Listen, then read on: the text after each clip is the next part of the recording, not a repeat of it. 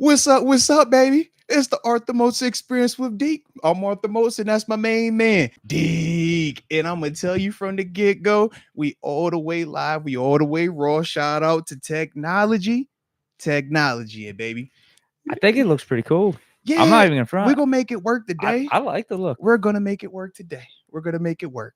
And I like your What is it? enthusiasm about it, So bro. is this even widescreen? Is this like Bro, this looks like listen, look, bro. a TV from like the 90s or something, like a square box, you know? He's so baby, bro. I like the look. All I'm saying is this, man. Sometimes technology works with us. Sometimes technology wants to make us work. Okay. And today it decided that it wanted to make us work today. So, Minimalist. hey, man, you know what? That's the vibe today, man. So, this is what we order. This how we go get it. But it's going to be a blast because we always have fun when we get in here today, man. So, yeah, shout out to OBS, This though. ain't a bad look. OBS, man, they making me work hard over here. I'm flying blind, Deke. I can't see anything, man. I have no info. I have no nothing. I'm just naked, man. I don't like this. I feel very uncomfortable not being in the command seat with all my command buttons, Deke. I don't have my bells and whistles. We done got the intro to So if I miss through. a super chat, that's it. Oh, yeah, we raw. Yeah. That's You catch it. what I'm saying? Yeah. So when they come You through, they guys gotta better come hope through. I'm on my P's and Q's. Yeah. Bro. I'm just like, this ain't what we accustomed to right here. All right. This ain't what we normally do. All right. But either way, we're gonna make it work. So shout out to y'all rocking with us today, though, man. But with that being the case, though, my dog, how you living over your side, man? Really good. Yeah. Really good. Shout out to you, bro. You look good as always, man. I didn't get a chance to try. compliment you. You walked in right in the heart of it, Deke. You know how it go, man. Turn this day. So what exactly happened? Bro, so yesterday we remember how audio was acting weird at the beginning of the show. Yeah, I see me have to put my little, sound engineering hat on, and we was troubleshooting the old unplugged plug back in, right? So I come down here, and Deke, I'm like, bro, let me be a little proactive. I wanted to get some recording done earlier. Okay. Bruh. Soon as I turned it on, it's like crash. I'm like, huh, all right, let me update. It's been updated. All right, crash. I was like, huh. Well, let me turn it off, turn it back on. Crash. I'm like, wait a minute. Now let me do the super duper old fashioned. Let's delete it and reinstall it. Man, by the third time of me deleting and reinstalling, I was like, you know what, bro? Yeah, I think we're gonna go ahead and pivot. So I made a couple phone calls. Was like, yo, all right, this the vibe. Yeah, bro. This took you hours. Unfortunately, yes. And then I was like, you know what? I just finally committed to we're gonna be a little raw today. We ain't gonna have all the cool little graphics that we like. We were gonna have a ad today, but we're gonna hit them with it next week. All right, because that ain't we ain't capable of that today. But you know how I go, man. You got to be able to work what you got. Same way we seen the Steelers on multiple occasions with Coach Tomlin, still work with what he had. It didn't matter if it was Mason Rudolph at quarterback, Duck Hodges at quarterback. Didn't matter if it was Mitch Trubisky, Kenny Pickett, back to Mitch. It didn't matter. It did matter with Mitch. All right, it did. But it didn't matter. All right. Because Coach T got us right. If Mitch was Coach T starter, he would have a couple losing seasons. Listen, man. Coach T, the same way Coach T found a way, we're finding a way today. We say, yo, we don't care if the OBS don't want to work. We don't care for 5 years we've been using the same streaming software, Deke, and I barely even touched the settings, and it wants to just go haywire today. It doesn't matter, Deke. Doesn't matter. Because the same way Coach Tomlin is able to pivot, adjust, and, keep the train rolling, that's what we're going to do today, man. So shout out to that, baby. Shout out to that. But with that being the case, man, shout out to the Mavericks getting whipped last night again, man. You should have took the bet, huh? Yeah, you should have took the bet, bro. You could have been up nice right now. Oh man, you could have been up nice. They say scared what would have been money doesn't make money. Could I have got a dinner out of that? You could have got. I mean, you could have got a lot, bro. Usually we done jerseys. We done. I probably would have taken a dinner. I probably would have taken a nice dinner, steak dinner. If that's we what I gonna would go have somewhere, bro. I ain't gonna never have. We ain't never went out and ain't been good, bro. You know that. So yeah, I would have had you. Right, you're man. getting older if you're saying you'd prefer a dinner over a Low jersey. Key though, I was a little bit surprised, but I'm like, yo, you really don't want the jersey, bro? Like, it's a lot of cool jerseys out here. Some new cats, huh? No, a nice steak dinner. They said that Kelly Green 7 looks good right now, man. I didn't know if you wanted, Hell no. Just wasn't sure you was feeling that, bro. Never. Because I mean, the Kelly Green, I mean, if that should look, that should look. You feel me? Yeah. No. Okay. Not the biggest fan of the color green to begin with, but respect. Yeah, I ain't rocking anything outside of Pittsburgh. You know that. Hey, I know it, man. It's either super drip or it's Pittsburgh, man, and that's still drippy in its own right. So shout out to you. I'm the one who's a little bit more, I like the dibble and dabble here and there, man, because I'm an alumni. As an alumni, you kind of get these type of graces and leniencies. And I didn't grow up with a professional team within a 20-minute radius. So that's another reason why you kind of get these leniencies. I'm just going to add that one. It just counts. So, yeah. We need to show more empathy towards you, huh? Yeah, that's what I'm saying, bro. Like, y'all, get on me for my traumas coming up. Like, I was not available to have access to a big Pittsburgh Steelers, right downtown. So, yeah, for me, I have some trauma. Okay. My foundation. All right. It's some PTSD associated with it. I was accustomed to like, yo, I like that team and that team. Yeah. Now you're like, you had no squads. Yeah. You feel me? Like, I was just, I was one with the world. I was a wanderer. Yeah, it was like, whatever's on TV, that's going to be the team you like. And as you can see, TV did its job because, you know how I go, man. Steelers were on a fair amount back in the 90s now. Think about it. That's how I saw it. And I just picked the winner. Man. Shout out to 96. Neil O'Donnell. Yeah, that was my introduction to it. I told y'all, man, I watched that game. That was my first time seeing it. And then literally, I was like, oh, that team won the next day or two. My neighbor, in terms of how I remembered it as a young cat, my neighbor has the Dallas Cowboys helmet walking in. I'm like, bro, that's that. It wasn't that. That's the wreck one. That's the real one. But it just looked like it. And fell in love ever since, man. But yeah. That was Santonio Holmes is one of his first memorable games watching back in the day. Remember he said that whenever we had him on. You're right. He did say it because he said he wanted to be the reason why they won one. Yeah. That's what he said. Was pissed about the receivers not doing their jobs or something, or the quarterback throwing picks. He's like, I'm never doing that in a big moment. Yeah. And then he low key almost had his moment. Full circle, he becomes a Pittsburgh Steeler and shows up in the Super Bowl. Shout out to Tone Time, man. If you haven't had a chance to check that interview, that's a super OG cut. Probably 3 years ago, 2, maybe 4 years, because he was early on. We weren't even live when we were doing that one. You're probably right. Yeah, that's back with the OG setup, man. We used to backpack it in here with all the equipment and we post up with the little folding chairs, bro. Yeah. Salute, man. I like it. All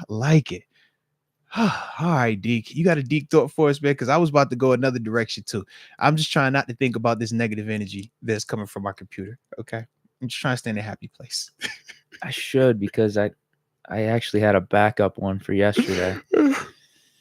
And because if not, I got one that I think you could rock with, man. Nah, I forgot it. But I just need to just get off my vibe because I'm irritated, bro. I don't like to be irritated, Deke. I'm trying to be in a happy place. I was on a good run too. That was 4 or 5 deep thoughts in a row. You were. So shout out to you, bro. All right, but this U.S. Open, man, I need you to talk to me, okay? Because it starts today. It's going to go on all weekend. And I told you I'm in my golf era, and I've been talking to other golfers, and you reassured me that, hey, man, you can have a good day and in turn have a bad day. Most people have told me the same thing. Yeah, just like that. But, bro, am I tripping, or is this U.S. Open, why does it look so janky? Some of the places where they're hitting from, man. Like I'm looking at one to do. It was like, it wasn't like a regular sand pit. It was like sand, crabgrass, weeds. I'm like, bro, what is this? Yeah, it's purposely there. Why? Part of the course. But like, why? It's a cool aesthetic. It's in the way though. My man was trying to hit it. He's trying to like go around the out, bush. Northwest. Where is this? Is this Florida? This is North Carolina. North Carolina. Okay. Yeah, the ones out it's Northwest like all type are really of just cool. Jankiness everywhere on this course right now, man. Yeah, like the natural landscape, they incorporate it into the course. It's cool. I like it. I think it's really cool. Yeah. I'm just like, yo, are y'all trying? Maybe that's what they're trying to do, is make it very difficult there. Yeah, for sure. The U.S. Open is supposed to be the hardest tournament of the year. It's supposed to be, but I'm seeing the score right now, 500. That's a pretty good score for a first round. I seen your boy. Let's see, Finau. He's looking good. Finau was kind of decent. Scheffler. I want to say Scheffler was in here too, right? I feel like I saw him hit a nice shot earlier. I feel like he shot a nice earlier. Yeah, you can always bet on him. He'll be relevant. Trust me. 1 over right now. It's a little bit of a sketchy start, but trust me, he'll be in it to win it and just be in the mix late on Saturday and even on Sunday. Trust me, he's that type of dude.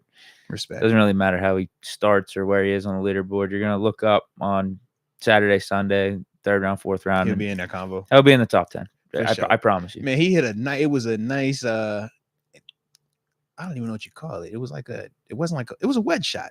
Yeah, one of the ones where you shoot that thing super high up in the air and that thing drop. Literally, I was like, yo, how did you just make it look so perfect though? And that's the shot that in my mind I'm always hitting. It just it happens about once every 20 times, man. Yeah, he's unbelievable. Yeah, he's the best in the game. Not even quite. I think he's got 5 wins this year, 5 or 6 wins. One of them being the Masters, obviously, and then he had the PGA debacle where he gets arrested. And he fresh out of arrested, I think he bro. still finished top 5. My man was fresh out of the cuffs. It was like, yo, get at me. Let me holler at you real quick. Yeah, he's really good. But yeah, that's just part of the course. So it's designed to be that tough. Because I've just kept thinking, I'm like, I always thought of like PGA courses as like perfect, pristine, like when we talk, oh man, look at the grass, I was cut at this level and that level. So when I'm seeing some of just this stuff that didn't look like that, I'm like, yo, where are they playing at? I think a part of it's just the aesthetic of the course. That's what they want, though. Yeah, but they definitely tighten up the fairways. They'll make the rough longer. But like I bet you too, once they're done with this tournament, it's gonna look very similar. Like that's I think just how naturally the course looks. And you just kind of want to play because you see what I'm talking about, like the sides of it, right? Where it's like that sandy, I'm but like crabgrass type stuff. That's just how they have the course. Okay, you should check out some of those courses in Northwest though. It's even like to the 10th degree. You said Northwest, like out in Oregon, up in like Washington and stuff. Like they play into like a coastal landscape. And it's really cool. Less trees out there. Okay. Yeah, just almost there's courses along the coastline. It's really cool. You'd have to I'm not gonna do justice trying to describe it, but it looks awesome. Respect. In my opinion, at least. But if you're expecting it to look a certain way. Well, no, I have no clue, bro. Okay. Like when I tell you I'm all new to this stuff, but that was one of the things I wanted to talk to you about before the OBS debacle earlier. And when that happened, it kind of made me forget. So I was like, you know what? Let me just force it back so that way I could just get us back to where I wanted us to be a little bit. You know what I mean? I like this vibe. Yeah. So the 2 tourneys they played this year, like the majors at least, was the Masters and I forget what that PGA one was, but that was like a traditional course, like well kept, like a course that you're expecting. Yeah. Just not looking like I think of like, okay, Oakmont, right? Or it's even, unkept. We'll say like that. when they say the up at Nemacolin, right? Where they used to have the 84 lumber. Right. It's like when I think of when I was playing out there, it was like, yo, this was one of the most beautiful courses that I've ever been on. And I didn't see like anything like that I would look and be like, oh, what's that? Whereas I was just surprised. I was like, yo, all right. But it's probably still fire than any of these courses that I be playing on. So let me not even talk crazy over here. Yeah, it's definitely purposely done. Yeah. So salute them on that, man. So shoot, top 5 golf courses in America then, in terms of your perspective, how you see it. Whether you go aesthetic or the history of it, or just subjective. Oakmont's in there. Oakmont's in the top 5. Augusta National, that's the Masters. Okay. I think it's dealer's choice after that. I think definitely Oakmont is like pretty much objectively. It's probably objectively in top 10. Yeah, at least in the top 10. But hey, it's our home course here, so I'll throw it in the top 5. Okay. Augusta National. Outside of that, I don't know, man. Probably some of those Northwest courses. Yeah, I like the look of them a lot. Man, you caught me at this point. I'm not as up on my golf courses, to be honest. What about Oak Hill? What Oak Hill Country Club? Is that that was the PGA, PGA right? one, yeah. Yeah, I don't know. Honestly, I'd pick St. Andrews. I'd definitely throw St. Andrews. Oak Hill pretty fire, bro. I've seen St. Andrews is out in that's Scotland though. That's like might be the first golf course ever. That's the cool looking one though. I've seen that one. Because you got like that shot where it's like the cliff, right? Or I think you can see the coast of it. I feel like I've seen like something where it's like coast and they got a shot, or it might be Bahamas. I don't know. I think it is. I feel like it's something where it's like a shot. You might be thinking Pebble Beach. That could be it. Pebble Beach is another one I've heard of. Yeah. St. Andrews got to be in there. Yeah, St. Andrews. Oakmont, lifted one says Lake Augusta Tahoe. National. Lake Tahoe has one? No? Pebble Beach is iconic. I've heard mixed reviews on it though. I've heard it's awesome. I've also heard like a lot of people play it, so it's kind of trashed. How's a lot of people play? Is it public? It's not public. It is. Timo, they host some of these events where public courses are? Yeah, Bethpage Black. That's probably the closest one to us. Just off the top of my mind right now. Whoa. Bethpage Black. That's up in New York. Why do they do that? They host U.S. Open. They probably host the U.S. Open every 10, 15 years. How does that work? Yeah, I thought that it's a thing. I mean, yeah, there's just some of these courses even are on a public and public they're joint. really nice. Yeah. Respect there, man. All right. And then I see TPC Sawgrass. Shout out to Tom Jade. Okay. Yeah, some of these also brought are up names. Edgewood. Some of these are names. They're like iconic courses. I don't know if they're like, I don't know Like if they're that, considered though. like top 5. What's out? All right, let's see. You've given me West, like Washington. What about AZ, California? Is there anything Texas? Like I said, I know some names. Like you could do Torrey Pines. That's another one in California. That one, That's what Tiger won U.S. Open there in 08 on maybe that that's 20 I heard ACL. of it, Man. Another one by Pebble Beach. I think it's in the same vicinity as Spyglass. That's out in California. I've heard that's pretty good. One's called Spanish Bay too. They're all in the same vicinity. Yeah, dude, I'm at a loss for courses right now. Like if you list names off, I could probably tell you because I was into golf courses back, like at least knowing certain courses. And shout out to the chat, y'all dropping names. La Jolla. I used to play Tiger Woods a lot too back in the day. Oh, the video game, yeah. Whistling Straits. I recognize that name. Wait till all right. So Tom J says the British Open is a hard one too. I would definitely put St. Andrews in there though. Like definitely St. Andrews. St. Andrews and Augusta National have to be in there, and Oakmont's up there too. Yeah.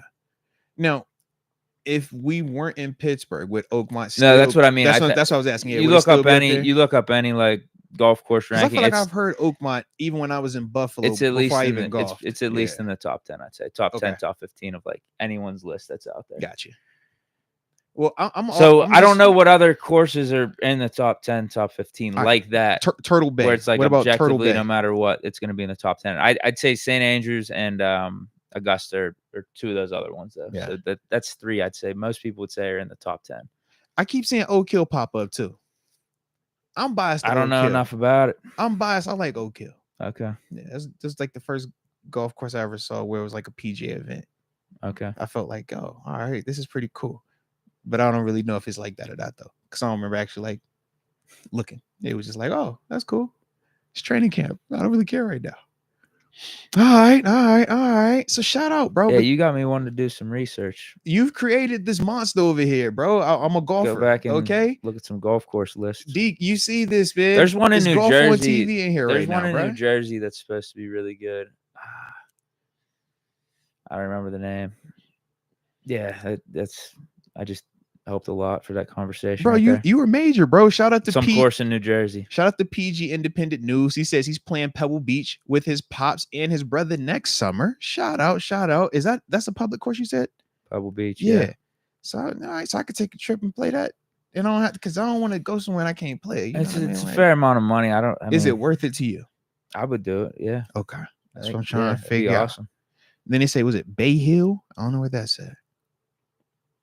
That's Arnold Palmer's tournament. Yeah, where is that? I think that's in Florida. Yeah, it's Florida. Okay. What course is that?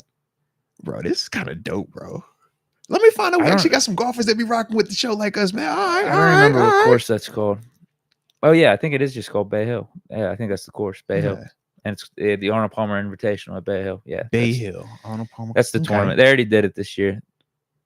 It was like a couple months ago. I think Scotty won that, honestly. Shout out to Scheffler, man. Let's go. And then you got the Royal County down. I think that's what we said. So it was rated number 1. That's one over in where's that? UK. At? Oh, UK. Yeah, that's up there. I remember that name. That's one of them on the list. It's just top 10, top 15. That's it's pretty much every list. It's up there. Okay. Dang. So this is a whole like, hey. Yo, they really got golf courses all around the world is what I'm realizing today, bro. I don't know why it just hit me like that. But you're right. I should have been knowing this, of course. Yeah, Scott, a lot of history, a lot of tradition. Yeah. A lot of iconic ones. Respect on that then, man. Respect. All right. Well, we've been flying blind. We're still flying blind, but we do have, some things that we're going to talk about today. Obviously going to look at these current head coaches and, decipher through how we want to rank them, man, who we think is top 10-ish. A little early look at it, man, but have a little fun just talking about them. Then from there, man, we definitely going to open up those phone lines because whenever there's an extension, we got to ask y'all how y'all feel about it. All right. So we got to get your thoughts on it, man. What you like, what you don't like. So you already know the phone lines will be open today. Unfortunately, you won't get the cool graphic, but hey, who cares? Y'all with us. All right. So you already know the drill, man. Drop it in the comment section where you're tuning in from. And then that way we'll give you those big boy shout outs to start the day's show. And of course, don't forget to hit that like button one time for the culture and subscribe if you are new to the channel. And shout out to you, Tito Good Vibes, for liking the shirt. Sometimes I feel like we was gonna tag team today, Deke, Freddie and Jason. You feel me? Tag team, bro. Let's get it. Let's get it. Tito Good Vibes from the 817, Fort Worth, Texas. Let's get it. Shout out to Tito, man. Always rocking all the channels. Major love, whether it's the Steelers channel or the Kicking It with Moats channel, man, for the sneakerheads out there. But salute to you, Tito. Always, man. Skeeter Jones, 310, Southwood. Shout out to Southwood in the building. Rod Dollars, 330, Youngstown, Ohio. Share a line, baby. Share a line. Share a line. Mike Hood, the 614. Barboski Auto, 805, Thousand Oaks, California. Shout out to Bart one time for the culture. David Decker, 585, Rochester, New York. Moats and Deke, what is up? This Saturday, I'll be coaching Challenger Baseball on Innovative Field, home of the Rochester Red Wings. Let's go. Let's go. Well, hey, enjoy, good luck, and have a blast. But that's dope as heck, man. I like that. Triple Double says Myrtle Beach is hot as heck down here today. Oh, I can see it's going to be in the 90s hot one today, bro. All next week in Pittsburgh, so I'm sure other cities across the country are going to be blazing. Look, Deke, when this big heat wave next week, when the OBS started tripping out, and I knew it was going to have a different aesthetic, the look, I started to have a. I think it's a cool look. I started at it. I started us to go outside, bro. We was joking. I was like, "Yeah, we can go outside, change the look up," but it was hot. I didn't want to be sweating like that on the roots. Come on, man. Where we started, man. Yeah, but it's a little hot out there for your boy right now, man. So I was like, we ain't gonna do that this time. Maybe next time, though. Maybe. Barbarian 757, the Crib, Chesapeake. Crib. Shout out. Anthony Young tuning in from Orlando. What's the word? Let me get in here real quick, Deke, man, because I got a couple homies I got to holler at. What about Allen Vigil, the 361, Corpus Christi, Texas? Of course, it's major love for the homie Jacob Ramirez in the 602, Phoenix, Arizona.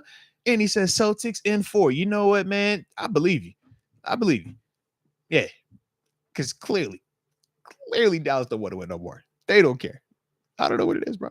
I don't know. So let's go Celtics, man. Let's go Celtics. All right. Then from there, man, Mr. Ballhead won all the way in Canton, Mississippi. Shout out to the SIP one time in the home of the number 68 as well. That would be none other than Mr. James Daniels. Shout out. Then after that, man, Pete the Penguins Ghost in the 412 basement. And we do have confirmation. Pete the Penguin did send an email, bro. He did send an email to mostwinners@gmail.com. And he said that he appreciates us talking about his situation, bringing awareness to it. And he's hoping that he is found and returned to his rightful owner soon. So I was like, yo, shout out to Pete the Penguin for sending that. And he said he was actually sending it from somebody's basement. He just doesn't know whose. But he's in a basement, though. That's what he said, bro. So shout out to Pete. How's he listening to us? I was trying to figure it out. I want to let me see if Pete gave me a follow-up, bro. He could definitely somehow use whatever Wi-Fi connection or internet service to get out of that basement. But see, the problem could be the person that kidnapped him might be listening to the podcast, and he might just be overhearing the speaker that's playing out in the room where he's locked in that basement. You see how them scary movies be, man? So I think it's more of like that approach. But yeah, so here he is. All right. You see him? I would show y'all, but OBS is tripping today. All right. But yeah, he's definitely in the basement, man. That Pete the Penguin. You see him over here. He's definitely in that thing, man. He's vibing. He is, bro. It's like there's a Steeler bar. It's a pretty dope basement, is it not? I mean, let me make a full screen for I know you get good eyes, but yeah. Yeah, he probably doesn't want to leave, it looks like. Bro, he got handles, beer. I'm like, bro, Pete the Penguin, bro, you a vibe over here, bro. Yeah. So that's the day, man. But yeah, he's looking for, to be returned to his rightful home. He says he has a plan to break out also. He's going to keep us posted. So we shall see how that plays out. But shout out to Pete the Penguin. All right. Then after that, man, let me get the homie Brad. What up, Brad Strotterman in the 757 Virginia Beach? Shout out to you, man. Let's go. And he says we win in 11 games, 5 seed on lock. Okay. I'll take 11, but I want more. How about that? I'll take 11, but I want more. But I like your energy already. Yeah, I take 11. Yeah. And then let's see, man. I will finish it with the homie. Oh, can I talk about the homie, the one and only Leah Warren in the 254 Killeen, Texas? Shout out to you. She was on a walk yesterday talking about she walking and chatting and trying to interact. It was all that healthy stuff, man. Salute you though. All right, we're glad to have you with us today as well. So yeah, man. Good little vibes today, man. Well, we got Mike Hood gifting a Moats membership to the Don Hefe Quan. Oh, bro, I was so lost because I couldn't see. I was like, yeah, let me just go to got the topic. Shout out to Deke, bro. No, Shout out to the homie Deke. So run that back real quick because I missed that. Run that back. Who it's gone. Oh, shoot. All right, but you said it was Don Want. Don Hefe Juan got it. Someone from Tito. It. I think he says Tito Good Vibes doing it for the Don Hefe Juan. I don't know, but the Don Hefe Juan. Welcome to the upper room. Yes, indeed. Yes, indeed. And excuse me, it was Steelers Girl 517. Hey, you know, I mixed it up a little bit. My bad on that, man. You was on the walk and talk, getting on healthy yesterday. Shout out to you then. All right, I'm glad you're here with us today. Also, in spirit and in truth. There it is. All right, now I got it. All right. Hey, look, OBS tripping. Let me see comfort for a little bit. All right, I'm gonna see comfort. I'm putting the fingers. OBS for today. All right, but anywho, let's see. All right, now we back good. Tito, good vibes. Shout out. What one player are you most looking forward to seeing in pads? I'm excited to see Peyton Wilson. Could be the steal of the draft. Man, now if you're talking Peyton Wilson, yeah, he's definitely an exciting player. And more importantly, man, when you talk about the physicality that he plays with, the speed that he plays with, I think that he could definitely be a game changer in pads. And I like that pick a lot. Because yeah, that's the big question with him, man, is just the health part, right? Because we know he's ultra talented and we know he's going to be ultra productive. But yeah, he could definitely make some noise. I think, let's see, the person for me, knee jerk, I'm stuck between Najee and Calvin Austin for two different reasons. Najee, because I want to see with the slimmed up frame, just what that looks like when you actually have pads and you got to do it full speed. You know, there's obviously clips that, you know, on, you know, social media and stuff like that, but this is an OTA setting. So it's not, you know, him all the way getting it. I want to see just in that setting with the pads on, what does it look like? How's he move? Does he still have some of that same power? I think he does, but I just want to see it. And then for Calvin Austin, because he's a small guy, just want to see, man, can you still play fast, but also give me a little bit more physicality? And what's your detail going to look like in terms of some of that route running that we've been talking about? I know he's the best route runner to come out of Memphis, so do not get on me today. I don't want no problems with anybody, all right? But I do want to see, you know, just with the pads on, it's like, man, can we keep improving? Can we keep that speed? Can we keep that detailing and stuff like that going with him? Because he has somebody that's going to be a legit counterpart to him in terms of competition by way of Quez Watkins. So those are the two for me right now. Like I said, Najee and Calvin. What about you, man? For training camp? Yeah. Who am I most just excited in the to pads see? and stuff? Yeah. That's a good question. I think Peyton Wilson's a good answer. That's what I'm saying. I love that answer. I did not hate that at all, man. Yeah, just to see the speed and how he compares to the other linebackers on the roster. Like, between him and Patrick Queen, it could be a test to see who the most athletic linebacker is on the squad. No, realistically. And Patrick Queen, you know, we're paying buku bucks for. Peyton Wilson, really, the only thing that is concerning about him is the injury. So he just needs to stay healthy. Because if he didn't have all these injuries, like, let's just say he had no injuries on record. And this is part of the game, obviously. Right. Like, but no injuries is a first-round draft pick. Right. We probably don't even get a chance to have him on our roster. Right, unless we were taking him in the first round. And luckily, he's been healthy over the last 2 years. Which is very true. And he's been the best player on the field in the ACC, at least this past season. I mean, you can make a case that he's been one of those guys. I'm excited for Trice, too. I want to see if he could reclaim some of that mojo he was rocking with in last year's training camp session. Roman Wilson. That's another one. Oh, shout out to Roman. Yeah, Definitely shout out to Roman Roman. Wilson. Shout out to Roman. He's definitely another one. What I'm hearing from guys like you and just other people of what he's been doing at OTAs already, it's like, all right, we might have a guy here. Mm-hmm. Like, he's exciting right now, man. That's good. Yeah, I think. I'm excited to see the O line, like Zach Frazier at center. What are we doing with Fautanu? Mm-hmm. Yeah, I'll cap it at that. I feel like I cheated on this question. Gave you like 5 names. Hey, man, ain't nothing wrong with that, bro. Sometimes you got to talk it through. Just talk it through, man. Just talk it through. I mean, obviously, you want to see the quarterbacks too. Yeah, bro. And pads, come on, man. I don't really need to see Russ though. Oh, you already know what that is, dude. Come on, like my dog said, "Hey, you got to give respects, man." I ain't tripping on that one, bro. Yeah, I mean, what am I really gonna see from him at training camp that's gonna wow me? I'm good. I do want to see Fautanu. Like, for a fact, I want to see Fautanu in pads. I want to see him the first time he has to go against TJ Watt in pads. Like, and when you get a chance to get Herbig in pads, hopefully he'll get a chance to get some of that Highsmith in pads. That's what I want to see, that put it to the test. I mean, I know it's capable, but it's like you still want to see it though. What do you think about this? This is from Tom Jade. He says Russ is lucky he got here before Fields was picked up. Okay, Russ would be sitting at home. Okay. I disagree. Okay. We picked Russ before Fields. Like, Fields was obviously still available. Right. We chose Russ. We chose Russ, and Kenny reacted the way that he did, and that's how we. That was what opened the door for Fields. Like, initially, we were ready to rock with Russ versus Kenny competition. Like, Fields was still available when we got Russ. Yeah. Like, don't get it twisted. There were talks for sure between Khan and Poles over in Chicago about some type of Fields deal. Yeah, definitely don't get it twisted on that. We looked at both options and said we're going with Russ for $1 million. And I mean, I don't blame him either. At that time, it's a no-brainer. And even when you bring in Justin Fields, there's still a reason why Russ has been getting the nod as the guy, because it's Russ. And even when people have an opinion on him where they think he is not good, even by just simple NFL standards and statistics for quarterback play last year, he still was a successful quarterback.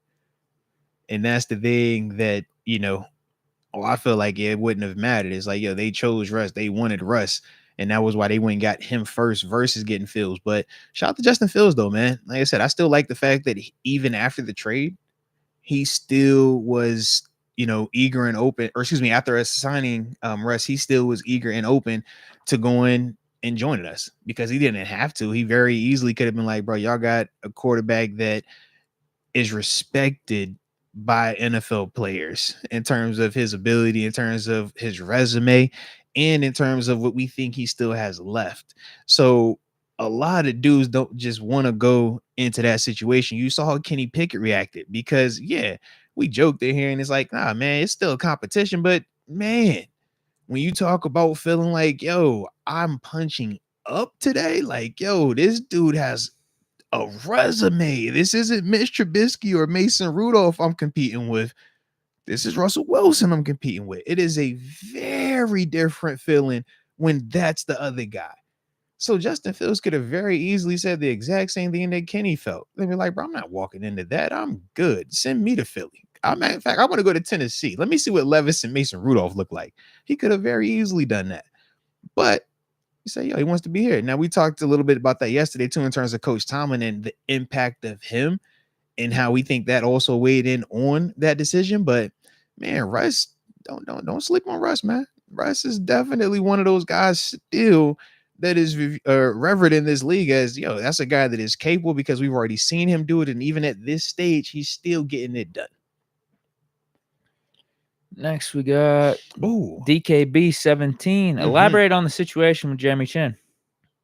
So the Jeremy Chin situation was essentially he was a free agent this offseason, and the Steelers were interested in signing him. Ultimately, he took less money to sign with the Washington Commanders, who have Dan Quinn as their head coach now over in Washington. And was it about a week ago? I think it was a little over about a week ago. About a week ago. A report came out. I think Yeah, it might have been directly from him. From him, He yeah. might have been on a podcast. Probably was on a podcast. So I was on a podcast, man. Yeah, they asked him about his free agency decision, and he said, "Yeah, man, I turned down the sales. I took less money to go to Washington." And obviously, this is on the heels of Patrick Queen saying that he took less money to come to Pittsburgh, and we all reacted accordingly. Like, yeah, of course, you better take less to come here. This is where you're supposed to be at, man. Ain't nothing like that black and gold. So for it to be literally, a week later, this other cat is like, "Yeah, I chose to go to Washington over Pittsburgh." You're like, "Bro, whoa, what's wrong with you, bro?" And that's what we said. Not everybody makes the best decisions, but teach their own. Teach their own. Would you have made that decision, Deke? Yeah, worse organization, less money. It's like, yo, versus better organization, more money. Why you want to do that? Get a chance to win way more, playing relevant games, get your name even bigger. But I get it. I don't know if he said this in his podcast interview, but if the role was more certain in Washington, then I get it. Like if he felt more comfortable about the fit and what they would have him doing, where he can get back to maybe what he was doing in his rookie year, where he was like an all rookie type of player, then I think that's a wise move. Like to potentially extend your career to the best way you can. I think that's more valuable than taking a short-term increase on a contract. And honestly, I can 100% agree with that, because partially that's kind of what I lived. Took less to come to Pittsburgh, different situation in terms of the defense, but it gave me opportunity to do something that I felt more comfortable with and I thought I could thrive at, and ultimately it paid off. So for Jeremy, he could be looking at it in a similar way. Hey, I feel more comfortable playing free safety. But who's the free safety here in the black and gold that everybody is talking about? They can't wait for him to get back to doing what he's accustomed to doing. Minkah Fitzpatrick. So it could have been the scenario where, kind of like when we talked about Justin Simmons and we said, man, I like Simmons and Minkah together, but they got some similarities in their game. So one of them are going to have to do the uncomfortable stuff. Jeremy Chin might be feeling the same way about himself and saying to himself that, man, if I come here, that's going to put me more in that box where I got to do more of that dirty work. Whereas I might want to be the guy that gets to be in that post and do more of the ball hawking and just seeing everything. And that's legitimate. A guy like Deshaun Elliott, not to the same caliber, but I think for him, he's more comfortable doing more of that, be the box, almost an extra linebacker type, and play that in his game, and he can still do the coverage stuff. Whereas I think for Jeremy Chin, it's more of the reverse. He wants to go do some of that cover stuff a little bit more per se, but he also, I think, fits. Yeah, what happened with him? Is that what he was doing initially his rookie year? I don't remember. It's either vice versa. It flipped. It's either he was doing the box linebacker and stuff, then it flipped, and then they moved him to safety, and it hasn't worked out as much, or he was doing safety, then they moved him up and moved him around, and made him versatile and stuff, and I guess he just never really kept up the same level of play. And then you also have, like I said, for him, the familiarity with the Dan Quinn. Now, when you talk Dan Quinn, when you talk, like I said, Bobby Wagner also signed out there this offseason to go to Washington, you get some familiarity. So I'm like, okay, to an extent, maybe that is also a draw for him. But to me, I just think of whatever that flip was, because I know exactly what you're saying, where we all was agreeing. It's like, yo, he was nice. And then it was like, yo, is it just the situation or what's up? Yeah. So, well, they've had turnover down there in Carolina. So, I mean, that's just a little bit. Turnover. That type of stuff expected. You start playing, hey man, this defense, they want you play here. That defense, they want you play there. This coordinator want you play over here. He's like, hey, bro, man, I just want to go to where I know this guy and I can just play this spot and I feel confident and I'm good. I like this look right here. But yeah. Mike Hood, shout out to all. Thoughts on Pickens playing the slot? Also, get a ATEM Mini Pro for the stream OBS issues. That's what we use at church. Oh, respect. Issued with OBS. Respect. And no, I appreciate you on that, Mike. You said it's Mike Hood, right? Yeah. And I actually just found out a way to like pull up the supers where I was taking a chance over here. Cool. I told you I'm in my phase of just like, yo, F it, let the chips fall where they may. So I clicked the button and I could get it to pop up. So I could see it. So shout out to y'all. All right, but yeah, so ATEM Mini Pro. I'm definitely gonna check that out, man. Because OBS wigged all the way out on us today, Deke. All the way out. But hey, you never know. This might open up a door to something different, man. And yeah.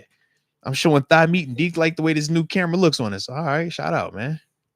What do you think about Pickens in the slot? Man, I love it. First off, I mean, that's the whole big slot matchup. That's the matchup we're always hunting, or always people were hunting on us in the sense of the Steelers defense, where you can like Keenan Allen. Keenan Allen. I was about to say, we can all go back to that game versus the Chargers, man. Keenan Allen Terrible. on that linebacker, and that's the weakness of the defense. But if you can get that matchup, you either make the defense have to change all of their rules on the fly, and you put that outside corner in there, or you get this matchup where you got the linebacker who you pray is athletic versus this monster of a receiver. And you know the route you're getting is the deep over, or you're going to get the little stick, or you might get a little whip out. You know what I mean? Just something to make this linebacker have to either chase or stop their feet and move again. And GP for certain can do that. You think he's athletic on the outside.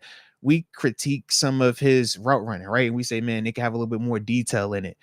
That's not the case when you're talking about him versus a linebacker. It's night and day. It's not a linebacker in this league that's gonna just cover George Pickens in the slot. Like, nah. So it's gonna make teams either have to take that outside corner, put him in there, or you got teams that are gonna try to do maybe the nickel coverage. And if you do that, now you run the risk of we're gonna run that rock. And can this dude tackle? Now, also, can GP block out of there, because that opens up or you even can just more throw it doors. Up to GP. Yeah, but it's On a like small dude. it's a lot that he can do in that slot. That's how Juju made a killing. Think about Juju is the bully in a slot, man, and you can't tackle him because you got these little slots trying to tackle this big receiver that can run after the catch. And GP for certain got run after the catch, man. So I love that concept, man. We saw that a lot last year. year. I love the idea of it, man. I just think for him, if he can block out of that, I think it opens up so many more doors, because now you have to treat it a lot more legitimate versus if you put him in the slot, but he's not really a blocker. You always going to be able to play some of the nickel stuff because all right, man, or you can adjust coverages, because obviously you can't pre-snap. Oh, before he comes out the huddle, I know he's gonna be in the slot. Like, nah. But if he's in the slot, they can have certain checks or adjustments to it just based off of what type of routes and what type of concepts they're getting out of it. So if he can add some of that blocking in there, and it should be a more favorable matchup when you're talking about GP versus a nickel corner versus GP versus an outside corner. We're talking the difference of a JPJ type, right? Versus when we talk the Cam Sutton types, the Mike Hiltons, the Arthur Milet types. Body size is just night and day. And I think for GP, that could also be a benefit for him. So, like I said, for me, man, I see a lot of positivity with that, a lot of pros with it. Yeah. And in the slot, man, you're a little bit, easier for the QB to get to you too. It's not like you got to go all the way to the outside if you're the, X on the backside, or even if you're the front side, all the way outside receiver. It's like, nah, man. And that slot, man, that's a lot easier to cook to. It's a lot easier to work with. Yeah, I remember seeing a route chart last year where it was Mike Evans versus Pickens. Mhm. I think this is when we still had Canada. Yeah. And you had Mike Evans just moved all over the field doing all different types of routes. I'm like, and that's why aren't we doing that with Evans Pickens? so difficult? And because think about it, Evans isn't this elite, like bending, turn it, athlete like that, but he's fast and his size. But when they move him in there and get the best matchups for him, it makes a defense either have to decide, okay, we're going to compromise our rules and have this one guy follow him around, or you're going to get Evans on a slide. You're going to get Evans on a linebacker. You're going to get Evans on a safety. But then Evans is a dope player because he can also go outside and still win versus a number one corner. And that's what makes Mike Evans, right? Some receivers got the ability to do both. Some is just slot, some is just outside. But Evans, he has that. And I think GP is just as capable. It's just we really didn't utilize him like that. Now, if Arthur Smith is, then hey, man, that's going to be great for us, because I think it just opens a lot more doors for GP, but also for the offense, because that's scary in the slot, man. If you in a base defense, bro, and that's out there, you're like, Coach, why you do this to me? That's all you think. Hey, safety, you got me over top, safety. I'm not going to lose to my leverage, but you better help me over top, because I ain't got this. Yeah, you tell him straight up, Deke, don't. That's the weather you tell out there with that game, man. You better get rid of all your pride, all your ego, and just tell them the truth, man. If you ain't got them, you ain't got them, bro. Ask for help. Hey, help. Minka, help. Get them. Help. Triple-double. Moats, I heard the Patriots retired Brady's number. You have experience against the Patriots dynasty. Your thoughts on Brady? Was he really that good? Do you think Mahomes has a chance to get 7? Ooh, respect. So first off, unfortunately, yeah, I did have a lot of experience with that Patriots dynasty. Yeah, all the little winners. Yeah. I got my Buffalo head kicked in. Then unfortunately, I had my Pittsburgh head kicked in one too many times as well. And yes, he was the quarterback every single time. Yep, in Reebok jerseys and Nike jerseys. Yeah, pretty much any color jersey he wanted, and yeah, it wasn't the best, but we got our licks back on occasion, But to me, yeah, Brady was like that, man, because Brady, in my mind, it wasn't never a thing, or it was never this thing of, yo, he has this elite talent, right? I played against a Peyton Manning where you're like, bro, this is a genius out here and he's killing us. It wasn't that. Played against Mike Vick where you're like, bruh, if he pulls this ball down. Hold on, what do you mean by that between like Brady and Manning? So what I mean is like this. Manning didn't have like the greatest arm strength. So what I mean anything. is this, man. Manning scared people with his mind. Think about right before Brady started becoming Brady, right, with the postseason runs. We all talked about how Peyton Manning in the regular season was arguably the best quarterback that any of us had ever seen, right? In the regular season, he killed, right? Think about when they went to the Super Bowl versus Chicago. I want to say that one, right? Like, he's one of them dudes like that. So when I looked at him, when we got in the league and you playing against that, bro, everybody is on high alert. When I tell you, everybody's out here like, yo, don't move, because if you move, he's gonna, oh, I know the call, now I'm good. To that extent. We ain't feel like that when we first played against Brady. Nah, it was just like, yo, this cool. Like, he's good, but it wasn't like that. It wasn't like Vic, where it's like, yo, he could just go. It wasn't 7. Where when we played 7, you're like, bro, you can get to him, but can you bring him down? That was me saying about no Brady, man. But then it was just he like, didn't have a defining characteristic. Right. But it's just like, yo, this dude always wins. The moment is never too big. And it didn't matter how many times we had leads on him in these games, he still would find a way to carve us up. And then you watch him in the postseason, you're like, bro, he still finds ways. And it's like the lucky stuff too. Now, we obviously know some of that was a little bit altered, and they had a little added help in that juice. But it just seemed like, yo, you always get the ball always bouncing your favor. And that was the part for me where it's just like, yeah, some dudes, they just got that. And that's the same thing when we come here to 7 and AB. It's like, yo, you know how many times the thing just worked? And he's like, bro, that's not supposed to happen, but it happened. That's how we always felt about him, man.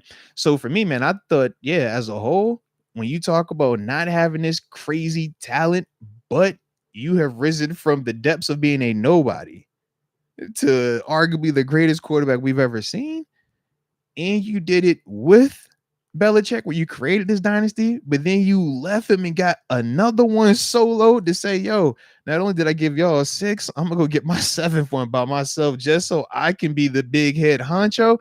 To me, that's craziness. And then I don't like the fact that he was unselfish, because I feel like that also helped him have this success. I'm like, bro, you're supposed to take the highest paid contract.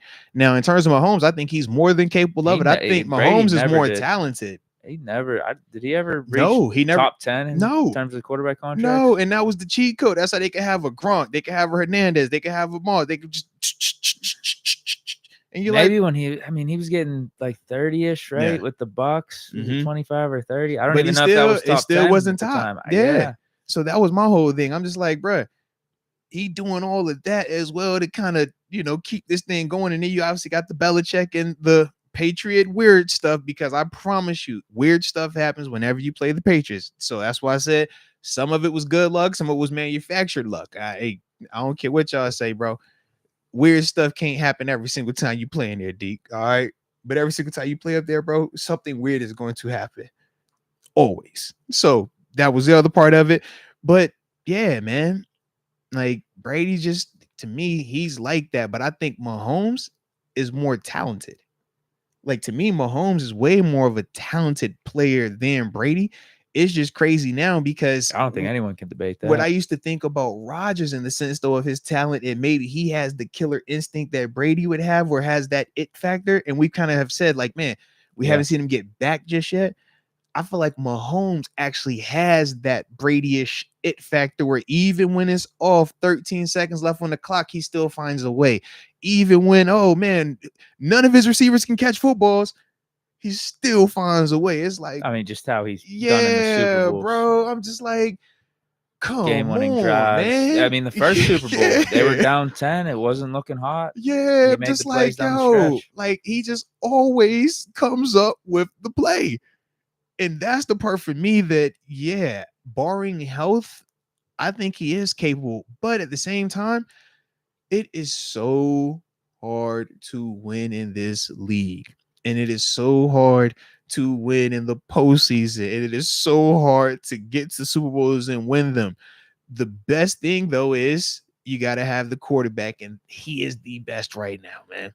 Brady went on a stretch of, I think it was Yeah. like 10 years or something, Where they were always in it. not making it to the Super Bowl. But Yeah, they were always in making the playoffs. They were always making it to the playoffs. Yeah. Or no, they did make it to one during But they that didn't stretch. It win was one. the second Giants when Yeah. they lost. Yeah. But yeah, didn't win one but they in 10 were years. but they were always in the postseason. But it's like, yo, it is so hard to win in this league. And that's why we always talk about Coach Tomlin's winning, no losing seasons, and why people get, oh, I don't want to hear that. Like the players or the people that really, really cover this game, they're like, no, bro, that's legit, man, because every single team can beat you, man. There is no, oh man, they suck. We're about to no.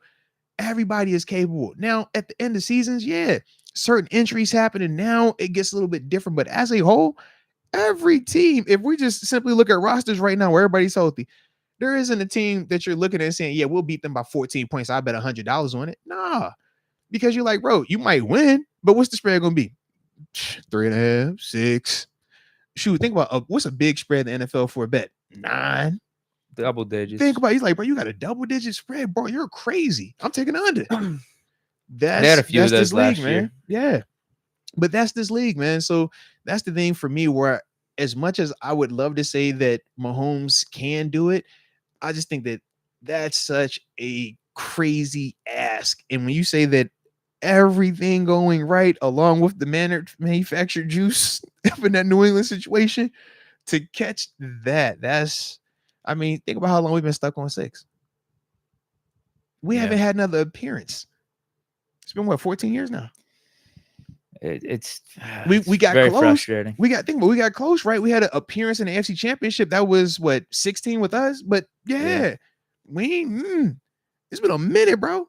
Yeah, I don't know. Think about the talent. Think about the wins. We've had dope teams. We've had teams that won a lot, but it's like, yo, it is so hard to get into that dance, man. Yeah, to put some context into like our Super Bowl drought since 2008, and I guess Super Bowl appearance drought since 2010. Yeah. Like growing up during that time, we won the 2005 Super Bowl, we won the 2008 Super Bowl, we make that Super Bowl appearance one. I mean, I obviously thought we were going to win that third Super Bowl, but like you just thought, yeah, we're going to get back to a Super Bowl at least every 2 or 3 years. Like that's how common the winning was here, and just making it on these playoff runs. We replaced Cowher with Tomlin. It's like we haven't even missed a beat. Yeah. If anything, it feels like we've gotten better. Everything's good. And then it's this basically the last, what would it be now at this point? I guess 13, 14 years. This wasn't how it was supposed to happen. Yeah. This was not how it was supposed to happen with Big Ben. It was not supposed to happen, bro. Dude, we went to 3 Super Bowls in his first like 6 years. Trust me. When I came here, I thought the same thing. I'm like, bro, we going back. We with it. It's over. Y'all can't tell me nothing. I told you, Deke, we was already booking the private jet for the ladies, man. We said we about to go up here, take care of business in New England, number 14 in a row. And then after that, we flying the ladies to the Super Bowl, bro. You know what time it is. Make the confetti get ready, man. Come on, man. Yeah, Deke, we're supposed to have a parade downtown, man. I couldn't wait. I was going to be shirt off. It didn't matter. I hope it was snowing. I was going to be shirt off, though, Deke. And yeah, unfortunately. But yeah, so enough about Brady though, man. I don't like talking about him like that, man. All right. I remember my one buddy saying to me, I think this was after our Super Bowl 43 win. It was somewhere around that timeline. He said, when Tomlin's career is done, we're going to be calling the Lombardi Trophy the Lombardi Tomlin Trophy. Oh, like that's, dude. We were that confident, man. Like it's just the winning was simple. It seemed just routine. They said they go to David. the coach. Oh, golly, man. Mm-mm-mm. This isn't how it was supposed to happen. That hurts. I just feel so hurt, bro. That was the vibes then, though. Like I'm from with you, bro. 05 to 2010. Look, when my man Dorian Brooks, shout out to my dog D Brooks, man. Graduated, we was out at JMU together, man. He comes to the league, he come to the Steelers. We like, dang, bro, your first year, 2010, you go to the stupid Super Bowl. We're like, bro, what? Like, yo. Now, granted, that's the one we lost, but it's like, yo, we really was like, yo, if you're in Pittsburgh, you just go to the Super Bowl, you just go win. It doesn't even matter no more. Because it's just unheard of. We had never known anybody that everybody we knew played for Washington. Obviously, nowhere near close to that. But yeah, bro, it was just like, yo, shout out to Pittsburgh, man. But it is nuts that it's been that long. So hopefully this is the year, man, that we get that change, man, because yeah, it's been way too long. Been way too long. Official Momentum Ambition Live Friday. Shout out to June Official 29th, Momentum 2024, also, 8 p.m. Come up. Let's Hashtag go. TG. Let's go. Shout out. Absolute, man. And shoot, what did it say Thursday? TG on, he's actually en route. Yeah, the homie's en route. Colton Joy Fu, aloha, my brothers. Aloha. I'm excited to see the creativity on defense. You think we'll see some new things? Last year they had Herbig lined up with TJ for pass rush. All right. Well, Colton, first off, I think we will see some pretty cool stuff with Herbig, TJ, Highsmith potentially being together out there, man, because all three of those guys are more than capable of winning one-on-one matchups. And I'm not gonna lie to you, man. After going down there to the OTAs, seeing young Herbig out there, man, he looks good. Now, the other part that I'm loving is this. We got TJ Watt, right? We said TJ Watt out there looking good, man, fires it up, extra bulky. You feel me? But he has a shadow. He said he ain't even going that hard on the weightlifting these days, though. Nah, but it's crazy. But he looked JJ-ish. I'm like, yo, you got that on you. But he has a shadow. And I love that TJ Watt has a shadow now. His little shadow, man. His little Nick Herbig, man. I love it. Why wasn't Highsmith doing this? I don't know. But Highsmith figured it out his own, though. Shout out to Highsmith. He figured it out on his own, man. But when I tell you every little thing that TJ would do, you see little Nick Herbig behind doing the same thing. TJ gonna bend on the bag like this. Gonna bend on the bag like this. TJ gonna like this. Herbig like this. Any move that Herbig does that's better than TJ? Don't get me in trouble now. Don't you do that. Don't you do that. Don't you do There's that. One move. Don't you do that. Don't you do that. Don't you do that. Don't get me in trouble. One move. Don't you get me in trouble. He's silky smooth though. Don't you get me in trouble though, bro. Oh man, don't you get me in trouble. He's very fluid, bro. In terms of how he got a little something about him. He got a little bit of that. We know TJ is more of like the I'm full on assault you. I'm gonna flash you. I'm gonna give you that. I'm gonna outwork you. It's the JJ. You saw Herbig do a lot of that stuff at Wisconsin, though. Right. Like that kind of was his signature move to begin with. Yeah. So it's like, all right, but he got a little something on him. I like it, bro. I was like, okay, hey, I see how you getting that. But Herbig, bro, he's athletic as heck, and that's the other part. Like, yeah, he dope. I think he's the one that's sneaky right now. That's the sneaky one. I'm like, everybody knows about Highsmith. Everybody knows about TJ. That's the sneaky one, bro. He gonna catch some people because he was already catching people last year. He just didn't have a lot of reps out there. Yeah. That was the only thing, bro. But I'm telling you, bro, he is explosive as heck. And when he is bending and getting out, like his ability on that third step on the ground, like to actually turn, that's the part that makes TJ so freaky. That's the part, even with Highsmith, it's like, yo, their ability to turn that corner and them stuff. She's like, oh, all right, you got that bend. Your hips look good. So you ain't stressing about us not signing Bud Dupree? Absolutely not. And shout out to my dog Bud. I'm mad that he's not here because that's the homie. I can't wait to see him ball out in LA with the Chargers. But no, Herbig is. We do still need a fourth guy. We do, but this is my maybe it's that Michigan State thing. We're gonna see. I don't know where the fourth one comes from. We're gonna see. Yeah, because I definitely walked away out of that thing with like, yo, I for certain remember Herbig. Like, talking about the watching them skipper or dudes. someone like Yeah, that. I real watch Herbert. I'm like, oh no, he's ready. He's taking that next step. He already has the body is filling out. He also he added a little, nothing like over the top, but he just looked like he had an off season where he wasn't going to class, where he wasn't on a flight getting ready to go train for the combine, where he wasn't having to get ready for an all-star game. He wasn't dealing with pre-draft anxiety and things like that. He looks like he's just been in the lab, bro. Football, lifting, and he's playing fast, man. And that's the one thing that you want to see, especially with young dudes coming into that second year. He's like, yo, can you play fast? Are you still going to be explosive? The things that we liked about you year before, did you lose that by enjoying the life, or have you still been locked in, dedicated, and putting your best foot forward? And from my perspective, it looked like he was doing that, man. Like he was locked in. Now, I know he was in Hawaii because I follow him. I'm a Nick Herbig fan. I follow him on social media. I'll be like, yo, I see it. He was in Hawaii. All right, got you in big bro. All right, shout out. But he's like, yo, they always working. They grinding. And that's the one thing that I'm like, yo, if you can stay working like that, you got all the athleticism and the ability. It seems like we got most of this team being locked in. Mm-hmm. Like you could describe, probably just go down the list, like of the roster player for player. I mean, most of them are like hard work. Like he look like a football type of dude. And like I love that. Good. Man. That's good. We got the guys that weren't that way out of the building. That's what I like to hear.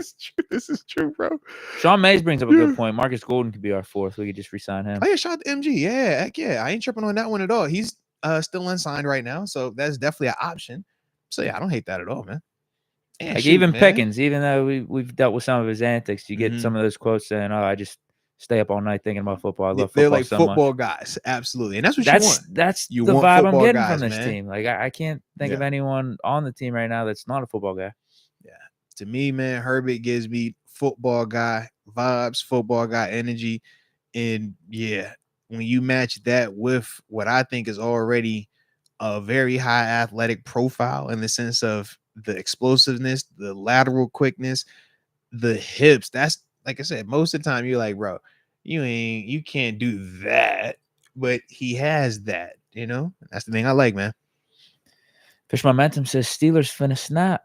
# watch out. Now you better believe that, man. That's the part for us that is so exciting but nerve-wracking at the same time. It's like, bro, we gotta wait. So there's still this like, all right, what if it doesn't? But everything else is like, but it's about to. And I cannot wait. I mean, that's why training camp is going to be must-see TV. You already know that. Preseason is going to be crazy because all these guys that we're talking about, you're going to actually see. You're going to see Justin Fields. You're going to see Nick Herbig. When we're talking about Peyton Wilson, we want to see him in pass. You're going to see a lot of Peyton Wilson in pass in this preseason, man. And if he makes the noise that we think he's capable of making, now you get a chance to see him even more when the regular season gets here. This is exciting time, man. We talk Corey Trice. Think about Deke been talking Corey Trice up, right, man? I can't wait to see Corey. TG said the same thing. Man, that dude crazy looking out there, man. So for me, I'm like, who you think they're going to be playing a lot of in the preseason?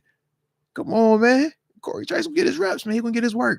And we're going to get the chance to see that. And that's the part that's so exciting because if these guys are who we think they are, man, we could be in, for a heck of a year where we all are loving this thing and riding this wave and hopefully having that confetti rain down on all of us, man. Loso Scotty. Moats, how do you come up here with a smile every day dealing with all the adversity you face? From one black man to another, I'm proud of you, gang. Hey, man, salute you, Loso Scotty, man, from the heart, man. It's all love, baby. Salute you. And the thing is, man, we all go through things, man.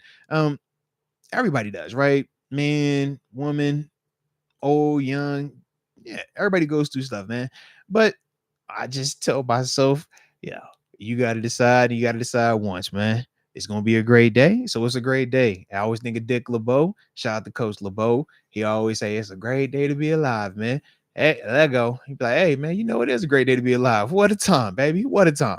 So for me, man, it's always that like positivity. And it's times where I've even like joked about it, just how the mind works, right? If you speak negatively to yourself, typically the outcomes around you're going to be negative. But if you speak positively to yourself, the majority of the times it's going to have more of a positive outlook and a positive outcome. And it is the weirdest thing. It's like, there is no rhyme or reason to it. There is no, I did this today. Nah, it's just, yo, in your mind, you're like, bro, I'm gonna get this done. I don't care. Right, wrong, or indifferent, bro. I got this. I don't care that the OBS is tripping now. I don't care that we ain't gonna have no graphics today. It doesn't matter. We're gonna turn this computer on. We're gonna get it activated. And me and the homie gonna talk crazy today. You feel me? Like, yeah, I be thinking like that. I don't know. Yeah, but it works. It's the weirdest thing. So yeah, I don't know why it works, but it works. So that's why I always tell people, man, the power of the mind, man. Just always think glass half full, man. Be more optimistic than pessimistic. And yeah, just trust yourself, man. Trust yourself, man. But shout out to you though, bro. Shout out to you, Loso. Rico from the 4 Moats. Can we get more barbecue vids for the summer? Oh, you talking my language, Rico. You're talking my language. Now, shout out, man. I've actually been in the lab these past 3 weeks now. Yeah, since the holiday. Yeah. What was that? Memorial? Yeah, since Memorial Day, man. I've been cooking and smoking out, in not like the grill, cooking on the grill, smoking on the smoker. All right, I've been cooking and smoking. All right, a little of that too, right?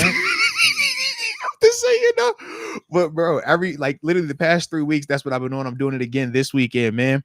But yeah, man, we've been on steaks, wings, ribs.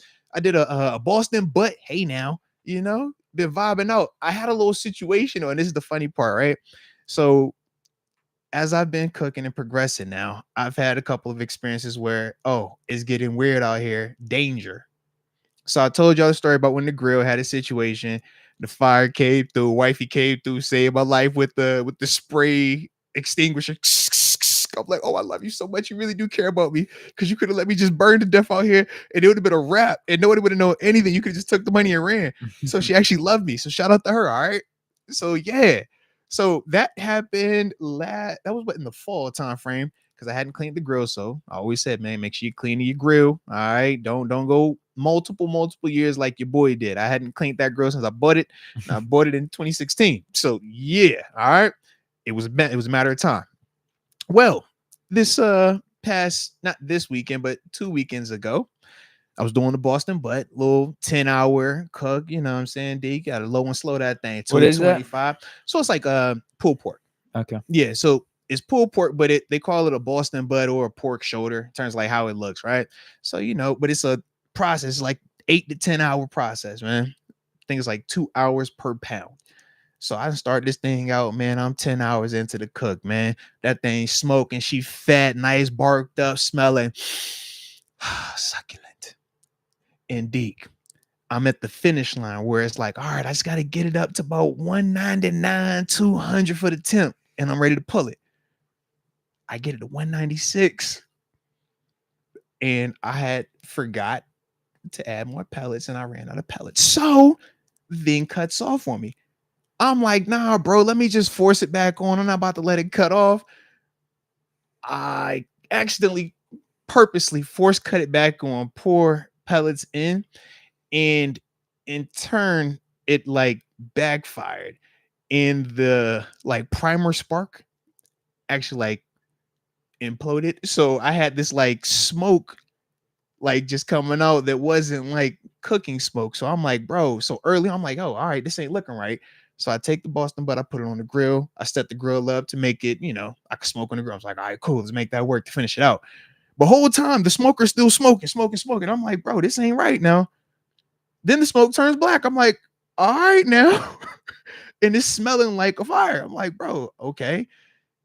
No lie, no exaggeration. I walked back to my day going slide into a wifey's at, because we're like, yo, let's get the spray. The thing implodes. Whoa. Boom! When I tell you the shield like rattled, doo-doo, smoke went everywhere, I was like, oh! And then it just stopped. I like ran back out and I like unplugged it. Is there like shrapnel? No, like, nothing shrapnel out. But bro, it freaked us. Bro, when I tell you it was so loud, the kids, he was like, yo, what was that? It was like, yo, I don't know. It was like, yo, I think we good. So like I said, I unplugged it. But once like all the smoke cleared out, it was all like black on the inside of the smoker. And then I was like, yo, let me just like, I was like, let me just switch the spark plug, because I'm like looking at the glow plug and it wasn't like glowing anymore when I like cleaned it out. So I'm like, yo, let me take it all the way apart. And when I took it apart, I saw that I actually like fried the the like metal, like the cooking rod that lights the smoking pot to actually like get the smoker. Yeah, the whole thing was like black, burnt, ripped up. I'm like, oh man. So I said, now I've learned a lot. I've learned on the grill, clean it. Don't allow it to go 6+ years without being cleaned. That's a great way to have a fire. And I learned when the smoker turns off. Deke, do not force that smoker back on because it turned off for a reason, and you need to just believe it and trust it. So I learned my lesson both times. Luckily, I still have all 10 fingers and toes.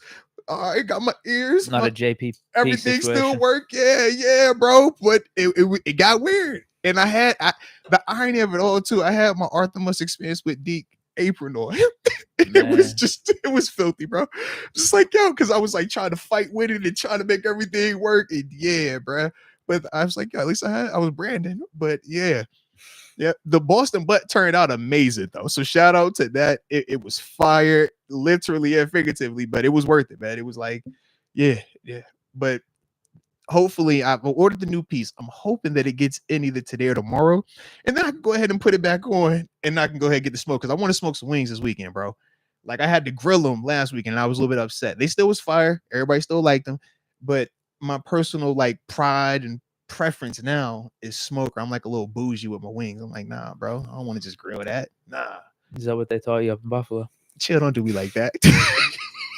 Well, that's what Sean McCartney asked. It's the most recent super chat. He says, "Did you learn any secrets about buffalo wings in Buffalo?" Hey, bro. He says, "If so, teach us your ways." Hey, no, don't do me like that, man. But the sauce always matters. The sauce is important, man. But no, man, hey, nothing like that, man. But I do prefer like that smoked taste on the smoked wings, man, versus the grill. Like the grill is dope. You still get the char on both of them.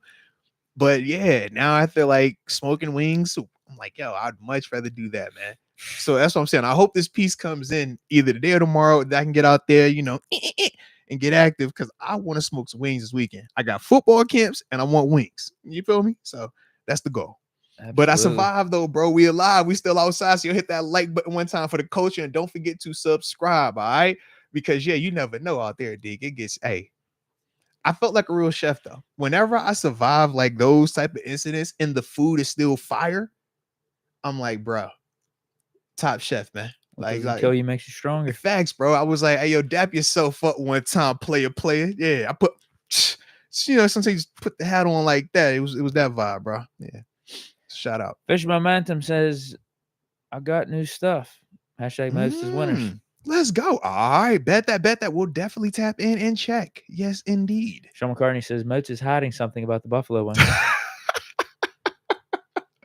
Oh man, look. We all have to take a trip up to Buffalo. We'll do a live show in Buffalo. All right. And then we can figure out, what the secret is to the Buffalo wings. That's what I have to do. I mean, gosh, I guess we could do this, Deke. I don't want to. I'll keep the same energy. Deke, if you want to pull my teeth. I'll keep the same energy. Gosh, I don't want to know about it. Nope, Deke, you're pulling my teeth. All right, I guess we could go and find out. All right. We're going to find out what is the secret sauce, what makes the Buffalo wing the Buffalo wing. All right. But we'll wear black and gold when we do it. Is that okay? We wear black and gold. That's a fair compromise. I could think about it. Maybe there we go. Or you can wear pit. Definitely put on some pit gear. I gotta wear Steelers. Nah, put some pit gear on, bro. Yeah, I gotta wear Steelers. Rock that pit. I'll put on pit gear with you, bro. We could be pit together. Yeah, just that nice the script with the PITT. That one, especially the PITT one or the Panther. Just the Panther logo. Yeah, I just want the logo. I can't do it. I think that'd be a great. It's on brand with you too. Come on, man. Or what about that Pirates hat you always wear? I think a Pirates hat. I could see you in a Pirates hat up there, bro. I think the Pirates has the perfect play. Definitely got to wear some Steelers if I'm going up to Buffalo. Got to represent. I'm just saying, bro. Like you could totally. Got to let them know where I'm from. Put on your Pirates hat. You can put on your Pirates hat and be good to go, man. Everything be good, man. Sean says he's not going to Buffalo. He just wants you to deliver. Oh, come on, Sean. We want road trip. I want to do it like it's 1999. I'm gonna rent the 15 passenger van, right? With the little rows back there. All right, I'm gonna throw on my driver hat, and after that, man, we all gonna get in there. We're gonna pack it out. We're gonna get a couple of them, and then we're gonna drive up there, man. All right. It's just funny because you know how the chat is and me. whenever you're talking about Buffalo stuff, and we're very against it. I mean, not wouldn't say against it. Y'all are just take a Or little bit Bill longer to stuff, warm up to Buffalo it. Bill stuff, whatever. You But just take a longer to warm up to it. It's just funny that like they kind of want some knowledge of about the wings. Yeah, it's fire, bro. I mean, the wings are good, bro. The wings are good, and there's so many different styles. Like they got the smoked wings, they got obviously the fried wings, man. Sauced up, naked up, like the dry rub, like wings are fire, bro. It changed my life. 900 Juice thinks you would have an Allen jersey under your Watt jersey. Don't do me like that. Don't do me like that. I would probably have the Allen I think you would socks just on do personally. split jersey. No, I wouldn't do. I would do a Moats jersey. You can never go wrong with a Moats. When in doubt, just throw your cell phone, man. Yep. Hey, here you go, man. It's me. All right. You don't have the split Moats jersey, do you? I don't. Even though I've seen some cool ones where it's like the actual authentic game. I think it was the Kelsey lady. Yeah, where it was like the actual game jersey. I don't want like the weirdo. Like I want like the my 5 from Pittsburgh, and then my actual 2 from Buffalo, like that I really wore. Like, yeah, I want that one. But I ain't gonna do it though, man. I can't do it. You gotta stay loyal. You could actually pull it off to where you have a 5.2 on the front and like a 5.5 on the back, right? I could. I could do the 5.2 on the front, 5 on the back, vice versa, or I could do it where you cut it literally down the middle because you got the 55. So I got the 5 from Pittsburgh always on the right, the 2 from Buffalo on the left. But I ain't man, it's just it's too mixy matchy, man. Yeah, you got to pick a side. Yeah, man, you know what I'm saying? When I'm in Buffalo, it's Buffalo. When I'm in Pittsburgh, it's Pittsburgh. All right, just let me live, man. Yeah. I feel like you really got to pick a side this year. Why you doing me like that, man? Look, when we at the AFC Championship game, then we can talk. All right. Until then, man, I'm gonna just keep chilling. And preseason doesn't count. So yeah. Gabe Sidnor. And time out. David Decker. Shout out to you. You did bring up them garbage plates now. Hey, that's the fast track though, man. That do you dirty though, Deke. All right. What's that? It's the garbage place. So it's a spot in Rochester, Dinosaur Barbecue. Well, obviously Rochester is like the home of the garbage place, but Dinosaur Barbecue is the spot, man. Right, probably like 10 minutes from the training camp place, man, where the Bills host that. Not too far from Oak Hill, also. One of the best that's why golf clubs in the world. Hill. One of the best golf courses in the world. One of the best golf courses in the world. All right. But yeah, man, it's a garbage plate where they just literally put all type of just different food on top of each other on this plate, and you just get active, man. Think of, how like Pittsburgh, we got the coleslaw and the fries with the pimentes and stuff. Like the garbage plate is like outside of the wings. It's like that's Rochester's. That's what they're known for. The garbage plate is literally a plate of just food on food on food. And yeah, I mean, to see some people take them down, you're like, bro, salute you. Yeah, but it's a lot. And I don't recommend you having like a long night after. I think once you take one of them down, you probably just make sure you go home, be somewhere, where it's the restroom close, not too far by. Just never know. Okay. Because some people react a little different. But yeah, the garbage plate is fire though. Shout out to the garbage plate, man. If you know, you know. If you know, you know. And shout out to Dinosaur Barbecue. I don't even know if that's still there. If it is though, shout out to Dinosaur Barbecue, man, because they used to have some fire food, man. Dang, it was fire over there. Because it had like that OG like Southern barbecue vibe to it, man. Yeah, it was a dope spot, man. Yeah. Mike Hood. So sent you a link in Moats Winners. Shout out. That was for that attachment or whatever it was. Yeah, the ATM. For the OBS. Yeah, no, salute to you on that, man, because yeah, I'm all down for new looks. I just feel like, I like some of the capabilities of graphics and seeing certain things and being able to work with ads as well, stuff like that, you know what I'm saying? But either way, as long as me and Deke on the screen, man, that's all that matters, baby. All right. But I'll salute you on that one, man. So definitely appreciate you. Oh, and shout out to David Decker. He also confirmed that Dinosaur Barbecue is still in Rochester. Well, I need to make a trip then, man. Because, yeah, but my problem is Rochester is very similar to Latrobe to me, and I have PTSD at both of those places. So I'm real, like, apprehensive about going back, even when it's for, like, good stuff. Oh, man, come for charity, or, hey, man, paid appearance. It's like, it's training camp, bro. You know how many times I didn't cross that bridge, and, ooh, yeah. It's real. You making a Bills training camp run this year? Don't do me like that, man. Don't do me like that. Don't do me like that. I don't like training camps, man. It's like pulling teeth to get me to come to like Steelers training camps at times. Well, we got to go this year. I know. I got to see Russ. I know. And I'm so conflicted because I want to go because I want to see Russ and I want to see Fields and I want to see Wilson and I want to see Fautanu. I want to see Coach. I want to see all of these guys. And I have the layup to go. I literally do the radio. I tell them I don't want to be out there because I don't want to be out there. I told them, I'm like, yo, look, man, we're gonna do this remote, bro. Let me just call it, bro. I just can't, bro. All right. Look, I'll go the first weekend. It's like always it's pulling teeth. And they know I'm like, this the only thing I'm a diva about. Any of my people that work with. Pull, then. I pull the alumni card. All right. Every once in a while. This is the only time I do it though. And they know it's the only time. This is the only time I'm a diva, bro. It's training camp. It's just something about it, bro. Like I get hot. I start sweating when I'm driving in. I start panicking. I'm like, bro, am I late? I'm like, bro, you can't be late. Just go to the radio. You chill, bro. But it's just like, yeah, man. I don't know, bro. I don't know. And that's how I feel going when I used to go to Rochester, man. The shoes you get on that 90 to throughway, you like, bro, all right, hit the toll now. Freddie J done pulled past me. All right, God, dog, Freddie, man, why you racing me to get here? I don't want to get here this fast. Gosh, but you driving fast, so I got to catch you. Yeah, man. It was some of that, bro. It'd be some of that, man. So we're going to see. But shout out, though. Shout out to training camp, man. We're going to make it out there. We out there this year. But, training camp, gosh. Tyler Quattro says CT ESPN should hire Emmanuel Acho. Oh, no. Oh, what a clown. Oh no! What did I miss? What did I miss? I know Acho. He comes in the fire, and Emmanuel is the older one. Sam is the younger one. Just for clarification, Sam linebacker, thicker face.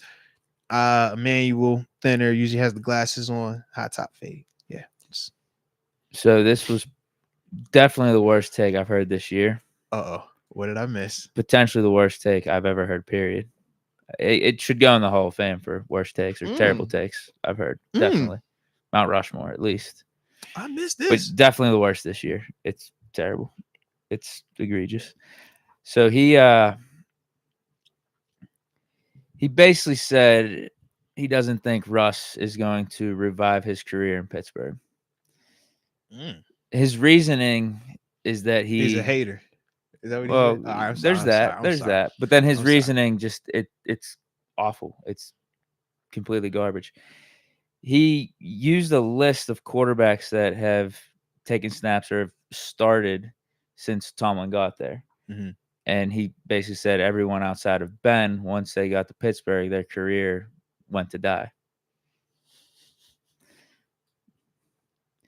So he's listing off like Duck Hodges and Bruce Gradkowski and Mike Vick and Byron Leftwich. He's listing off all these guys. He's like, yeah, these guys went to Pittsburgh and their career went to die. So like, boy. I don't see Russ turning it around either. Like his career is gonna die here too. All right. The worst example to ever use. Yo, you're talking about a bunch of backups who were brought here to be backups. And I would actually say were successful as backups. Like they actually had successful careers and tenures here. Bro, Vic won some games as a backup, bro. Stop playing, man. He talked about Batch. He brought up Batch, Dobbs, man. Landry Jones. Batch is goated as a backup. What are we talking about, man? Yeah. Oh, he's trying to force that. He was trying to force it. Yeah. Oh, it was terrible. He was trying to force it. So bad. Like it's an apples to oranges comparison. That's what I'm saying. Like, what are we talking about? Like, I think if he would have brought up just Mitch, Kenny, and Mason, you got a better. That would have been more fair because they were actually designated to be starter, or they had a chance to be a starter. Yeah. But I think that's even a terrible example too, because outside of when we Kenny got Kenny, and Mitch, those are the only two that I even could think of. But Kenny was drafted here, so you can't even say that was brought here and his career died. Well, yeah, and I just think it's completely different circumstances too with Kenny, Mitch, and I guess if you want to throw Mason because we drafted him and there was a potential for him to leave and to be the guy after Ben. Ultimately, we didn't really give him an opportunity to compete with Mitch and Kenny. He had the opportunity. Right. That was his opportunity. Either way, I think those three guys, the circumstances are different than Russ coming here already accomplished and having Hall of Fame status and all of that. You drafted Kenny, so he's unproven coming in. Mitch, his career died as a starter in Chicago. Right. And he was that's a why he backup wanted to with go the to Buck, be a Bills. backup. We give him a flyer contract to maybe reclaim being a starter in the league. And then Mason, 2019 he had a chance. I don't think anyone here was go about giving him the keys after Ben retired to begin with. Right. Whereas like you got Russ coming off of 29 touchdowns last year. Yeah. And even if you want to say like, okay, the few quarterbacks that we've had since Ben didn't work out, I don't know how you could just take that and guarantee it's not going to work out with Russ, because actually some of the variables that were there for these quarterbacks, like a Matt Canada, aren't going to be here for Russell Wilson. Like we got an Arthur Smith, a proven guy. I think we got an improved offense around him too. Offensive line as well. Yeah, we can. Better if we offensive start line. to look into some of that stuff, it was a lot of other variables and other factors that did hurt some of that quarterback play. But yeah, if you're talking just the caliber of players that were deemed starters or that we were looking at as starters, none of them are the caliber of Russell Wilson, if we're being honest with ourselves. I think the only one that you could make the case for is Kenny, just because he's the first round draft pick. But Mitch, when we signed him, was not viewed in any conversation with the Russell Wilson. Mason Rudolph has never been viewed in any type of conversation about Russell Wilson outside of playing in a game in Seattle. That's about it, right? Charlie Batch. We've never talked about him as a Russ. I don't think Russ has ever even been compared to a Charlie Batch on his way up, because he came out and beat everybody out and was a starter day one. It's the worst take I've ever heard. So, or worst take I've heard this year. Yeah, for I'm sure. just like, maybe ever heard. It's so bad. Yeah, but to just assume that, it's not gonna work because that is the reason, and that's the specific thing. I'm like, it's other things you can point to if you wanted to be pessimistic about our potential success. And you've heard me talk about it, right? You got a new offensive coordinator, you have a new quarterback, you have a young wide receiver that you're going to be dependent on taking a massive step forward, and you're just young as a team in certain places. Yeah, there is a big chance that the offense could fall flat and it not work out because of that, right?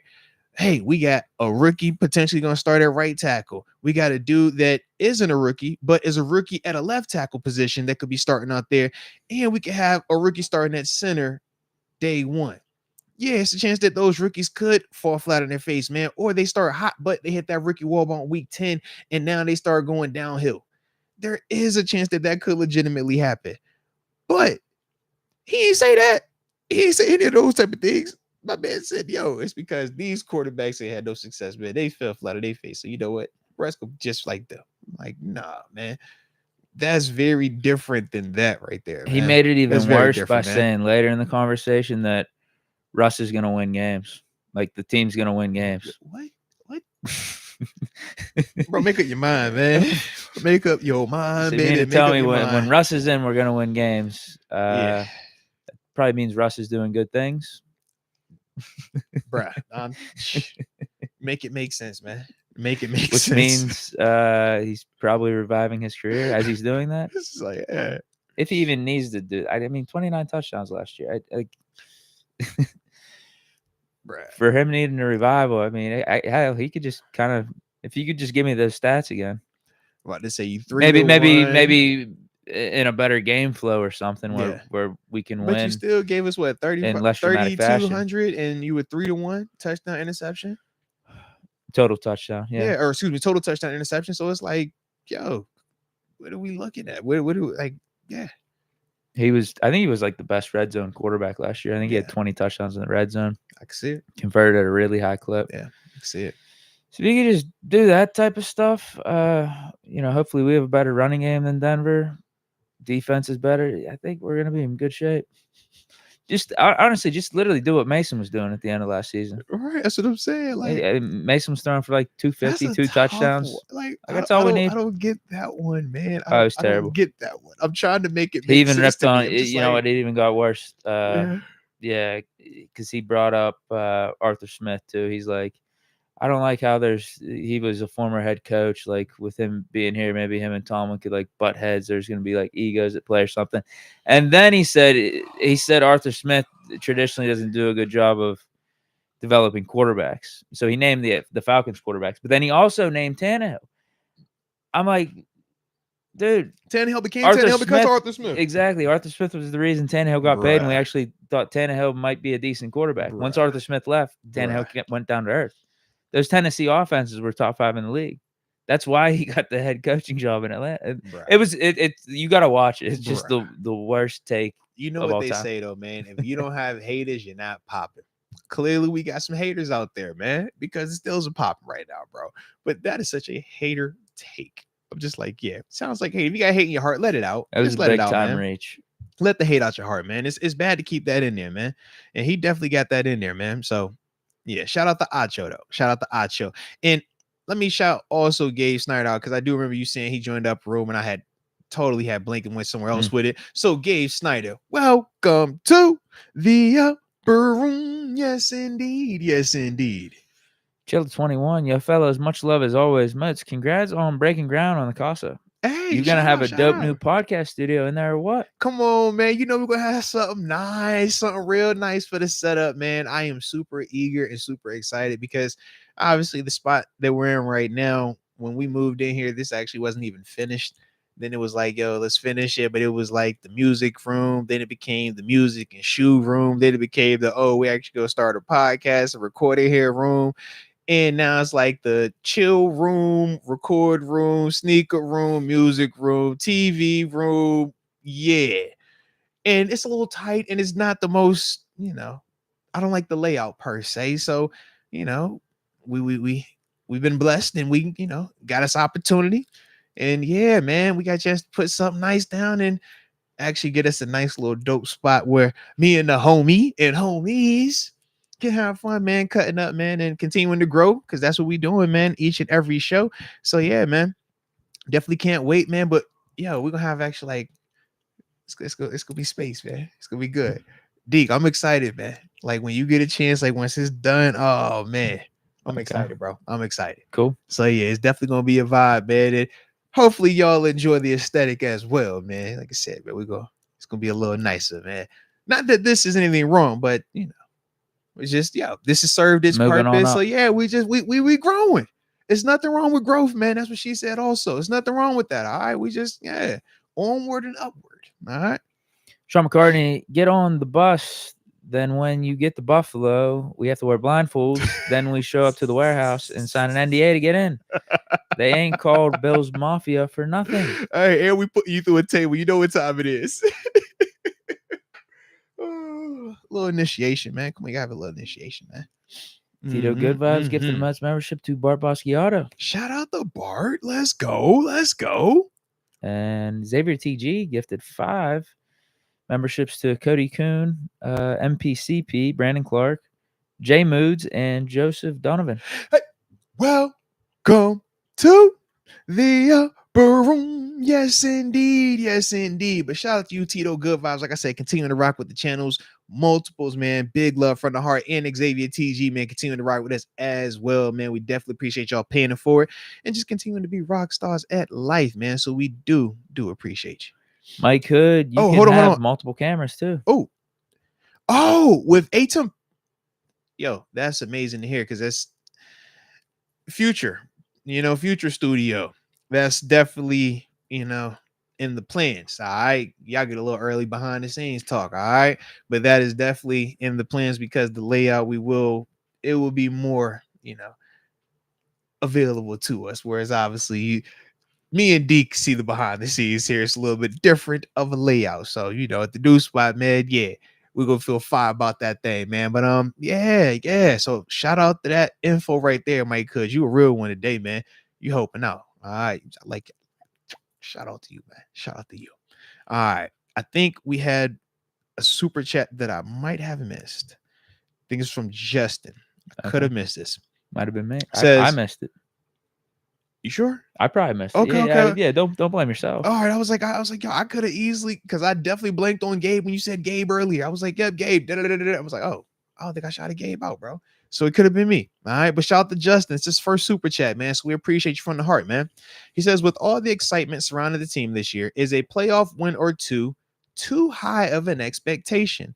All the changes look great on paper. How you feel? Do you think the expectation of at least one playoff win or 2 playoff wins, meaning an AFC championship game appearance, needs to be the bare minimum? Yeah. Yeah, with having Russ here, I think we got an improved roster overall too. Like, there's nothing to be scared of. Like, there's good teams in the AFC. Like, don't get me wrong, facts. but yeah, we're a good team too. Yeah. For me, man, I got a similar approach, man. I feel like the floor has to be one playoff win. Period. But to me personally, I think this team is easily capable of an AFC championship appearance. I just don't know what the matchup looks like when you're talking Mahomes, when you're talking Josh, when you're talking potentially a Cincy team again for the third time, right? Or even if it was a Baltimore for a third time in a season. Just when you start playing teams multiple times like that, it can get weird. When you talk about playing a Patrick Mahomes, you already heard us talk about him earlier. You already know how we talk about the Bills at times. It's like, yo, when you got one of them quarterbacks that weird stuff can happen with, you just never know. So that's how I look at it. But I think we're more than capable of getting there, which is, really refreshing. When you think about how it's been in the past where we've been kind of like, yo, this has to go right, that has to go right. That it's like, yo, we don't have to have all of da da da da. It's like, yo, you just gotta do what you do, and everything is good here. We don't need you to do anything that we have not seen you do. Think about that. We don't need to see Russ turn into something we've never seen him turn into before. We don't need GP to be, oh man, let me see if you can be just like, no, GP, bro. You just keep being GP. Like, we think you got more than you, but bro, you just be GP. Question obviously is the other wide receiver opposite him, right? That's the thing we're trying to figure out. But even with Moof, you said it yourself. If Moof just bare minimum, just hey, keep doing what you've been doing, bare minimum. It's like, bro, we're in that 500 to 700 range anyways. So it's like you're still getting Najee. Hey, Deke, we know two things are consistent with the Pittsburgh Steelers under Mike Tomlin. No losing seasons, and Najee Harris going to have 1,000 yards rushing. Cool, we got it. So it's like, yo, just keep doing that. You fine. We know all these other things on defense. We like, yo, we feel great about that side. Ooh, we feel great. And you brought us back a corner. We got a guy. Like, yeah, not just a guy, but he's a pure blood as well, man. Shout out to the pure bloods. All right, pure blood, man. Am I kind of a pure blood since I announced him being a pure blood? Does that like make my blood a little bit different? It's kind of like, What are we talking about? Cam Sutton. I announced the pick. That don't count a little bit more? You got to ask the chat. The chat's brutal, bro. I'm scared of the chat sometimes, man. But I don't know. I just felt like, yeah, I'm like, I'm like Rafiki. I think we all know the rules of the pure blood stuff. Listen, you remember when Simba was born? Rafiki did this. That's what I felt like with Cam Sutton and James Conner. It was like,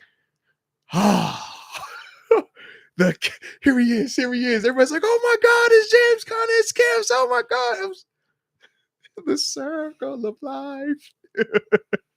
So yeah, bro, I just bro, Barian's giving it to trying you. To figure it out, bro. Yeah. Remix says you got to denounce the Bills affiliation, though. Yo, that's crazy. Tom Gaden says condemn the Bills. They sound like dogs. Condemn them. The power of Christ compels you. Jeez, man. I thought I could have dual citizenship. Like I'm American and I'm from like Mexico. Y'all just, they can just do both. Yeah, I can't do both. I can't have dual citizenship, man. It doesn't work that way. I don't work like, oh, that's crazy. Hey, man. I just, yeah. I did twice, Deke, twice. And they loved it. Come on, man. Rafiki, bro. That's why I'm Rafiki. I was looking to see who I was in all of this movie, man, but I figured it out today. I'm Rafiki now, bro. I'm Rafiki. Yep. I just have fun. Think about it. Everybody loves Rafiki. He's the fun uncle, right? You see him out there and, oh, pick up. No, Papa. What you gonna do? Hey, man, they like me at the football camps. You see me at the youth football camp, like me on the radio. I'm Rafiki, bro. Yeah. Let me be Rafiki, man. Don Hefe Kwan says only way is if you say F the Bills, then you'll be all right. That's so aggressive, man. I got to kiss my wife, my children. I can't talk like that. You know what I'm saying, man? God, dog, man. Just thought I had dual citizenship, man. So I just, yeah. So it looks like the chat's open to you becoming a Steeler pure blood, but there's some chances, yeah. Some things you got to do first. They got some stipulations, yeah. I thought I just need to learn the Pledge of Allegiance and I'd be good, learn national anthem. Yeah. Name the presidents. Like, yeah, it's simple stuff, man. Yeah. Like, all right, what's the Steelers theme song? Do you know the polka? All right, I know the Steelers polka. No, that doesn't cut it. Like that stuff will be nice. That's all well and good, but I think these guys are saying you gotta denounce your other affiliation. Have you visited the Pittsburgh Steelers Museum? I have. Do you have an appearance in there? I do. I flashed. I was like, yo, I remember that. All right. So it's like, yo, I'm checking boxes, right? Do you go to all the home games? Yeah, it's kind of like season tickets. It's not, but it is. It's kind of like it. I don't really know, but it's like I'm there. All right.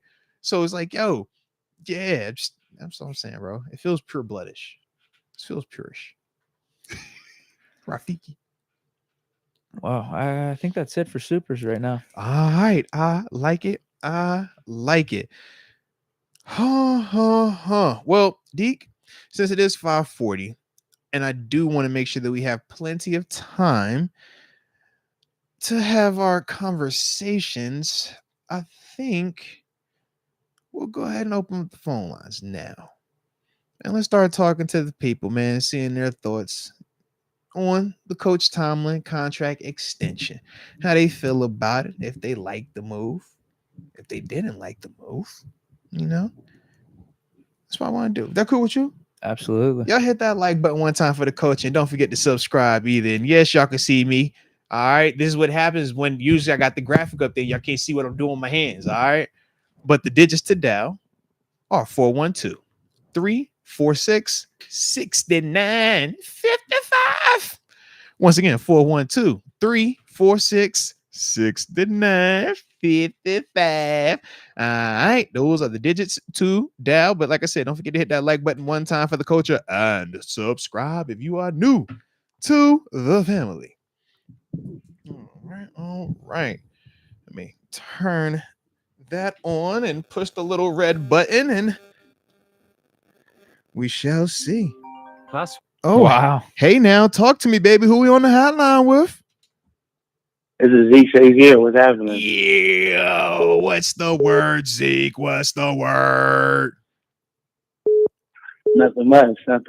Let's get it. Well, first off, man, how you doing on your side of town, baby? I'm pretty good. Let's go. Just heading up right now, trying to get cut for the summer. Ooh, all right. But other than that, yeah, you gotta check out the gram. Hey, definitely will there, man. Yeah. Let's go. Sure. Let's go. So talk to me, man. How we feeling about the Coach T contract extension? I'm loving it. I think it's a no-brainer. I'm not sure why everybody was saying that, Coach T is on the hot seat. Mm-hmm. His last playoff appearances weren't so good. Majority of those teams weren't even supposed to be in the playoffs. Facts. That's what a lot of people aren't even remembering. Like the team that was 10-0 that one season with Ben. Mm-hmm. Everybody's national media said that team is not supposed to be undefeated. Yeah. Like that is not a 10-0 team. And then when we get into the playoffs, we obviously should have beat the Browns, but out of all of them, I'd say it's the Browns and the Jaguars game, obviously. Why you want to bring up the Jaguars game, two. Bro? Hold on. Why you want to mess with that was like a while ago, but that is crazy, though. Why you got to bring that one up, man? You could have just stopped at the Browns. Deke, don't do that, man. I remember that one, unfortunately. We don't want to talk about that one no more. Yeah, but that's my point. It was so far. You know what I mean? Like, he's getting these teams that aren't even supposed to be in contention into the playoffs. Yeah. So, I think he has a longer leash than what a lot of people are saying. He has to get this team into the playoffs, because if Russ doesn't, do well, knock on wood, hopefully he does. I'm about to say no jinx. Or Justin Fields continues the path that he does, that he was with the Bears, and also doesn't pan out, which could happen. Yeah. You know what I mean? That is facts. You can't be like, oh, we need to make a Super Bowl run and all that. We got to think realistically. Like, I don't think that if he doesn't do that within the 3 years, we're gonna fire him. Like, I don't think that's gonna happen. But yeah, that's how I feel about the Coach T. Okay. 3 years. So my last. I'm on my chest. Oh, would you say no? That I was meaning to get off for a while. I've been saying it in the chat. Let's go. People have seen it. Let's go. But I do not like the trade for Dante Jackson for Deontay. Talk. Zeke. You know, I've been saying it. Talk. Get it off your chest. Get it off your chest now. Gilly's on the free is on the free agent. We got X on the free agent. You know what I mean? Mm-hmm. We could have grabbed corners in free agency. We don't have a number 2 receiver. If Omar Khan goes and gets Brandon Ayuk, I'll definitely eat my words and be like, that's definitely a better trade. Yeah. But right now, it's looking like we got a gap at wide receiver 2, and we don't got, and we have abundance of corners right now that we could have had for CB2 that kind of lined up with JPJ. You know what I'm saying? No, facts. I see what you on. I like it. Yeah. Yeah, but Omar Khan has killed it though. Don't think I don't like Omar Khan. I love Omar. But if that's the one critique, I would definitely say that's the one. A Cortland Sutton trade would be the easiest one to replace Deontay. Layup, bro. Because the contract numbers were similar production, but Sutton has the familiarity with Russ. You wouldn't have to give up a big pick for him. I think that would be the one that makes the most sense. Holding out hope about it. Yeah, at least, we make a move. I wouldn't be opposed to the Ayuk one, but obviously, that's going to come at a bigger cost. Yeah. Definitely. I definitely think we need to make a move, training camp, and nobody really steps up as the number 2 receiver. I definitely think we need to make a move. Mm-hmm. And if we don't, like I said, I do think that's not a good trade. But if we do, you know what I mean? We fire I'm definitely going to be like, okay, that was my fault. I shouldn't have said nothing. Let's go. Shout out there. I like that right there, man. Well, Zeke, as always, man, we appreciate you rocking with us. And with that being the case, man, enjoy your weekend. Stay safe out there, baby. You got any plans this weekend? Yes, Take it easy. What you getting into this weekend, man? Let me see. My man, he's coming back from Tokyo. He was stationed out there. Okay, coming back this weekend. Yeah, I'm probably gonna hang with the lady. Okay, gotta do girlfriend. Gotta do that. Chill out. Respect. Oh, you claim? Yeah, I like when you claim her like that, man. Yeah, lean into it, man. Yeah, let me hang with my lady, man. Ain't nothing wrong with that, baby. Nothing wrong with that. Yeah. Of course. Let's go, take it easy. Man. Well, you too, man. Appreciate you as always. All right, peace, bro. Of course, appreciate you. Yes, sir. Peace. Shout out right there, man. Zeke Shazier, man. Cutting up with us for a little bit, man. Y'all know the digits are open. 412-346-6955. Join the conversation. Oh, talk to me, baby. Who we on the hotline with? Hey, what's up, everybody? How y'all doing? Well. How are you doing, Mr. Probarian, man, with the beautiful voice over there, man? I'm doing good, fellas. Let's go. Hello, everybody in the chat. AJ, all you good people. Let's get it. All right. So talk to me, man. How we feeling about the Coach T contract extension? You liking it or you're not liking it? Where we stand? Oh, it's straight to the point. I'm loving it. Oh, yeah. Okay. We got consistently again. 3 freaking coaches in 50-something years. That's crazy.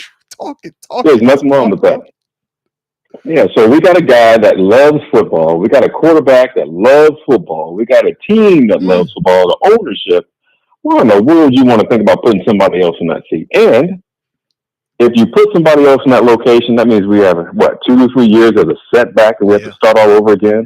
So we know we get another Mark Malone or Bubby Brister in that bad boy. Ooh, talk. You talking spicy. You talking spicy. Yeah. We don't need to go back to that situation. But let him finish his, 51 games within 3 years, see what he can do. See how Russell Wilson's going to cook, or see how Fields is going to do his thing. I really do believe it's going to be Russell Wilson, though, because of I was literally about to ask you. I was going to say, how'd you feel, man? Yeah. Which way you leaning? Yeah. Dude, I'm going to tell y'all both this, and everybody else, y'all hear me. I've been wanting Wilson on that team since he left Stanford.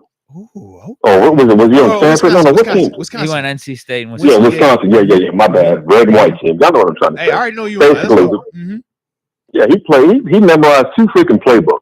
Got to the Seattle Seahawks, won Super Bowl, won games. Whooped our tail a few times, which I don't like.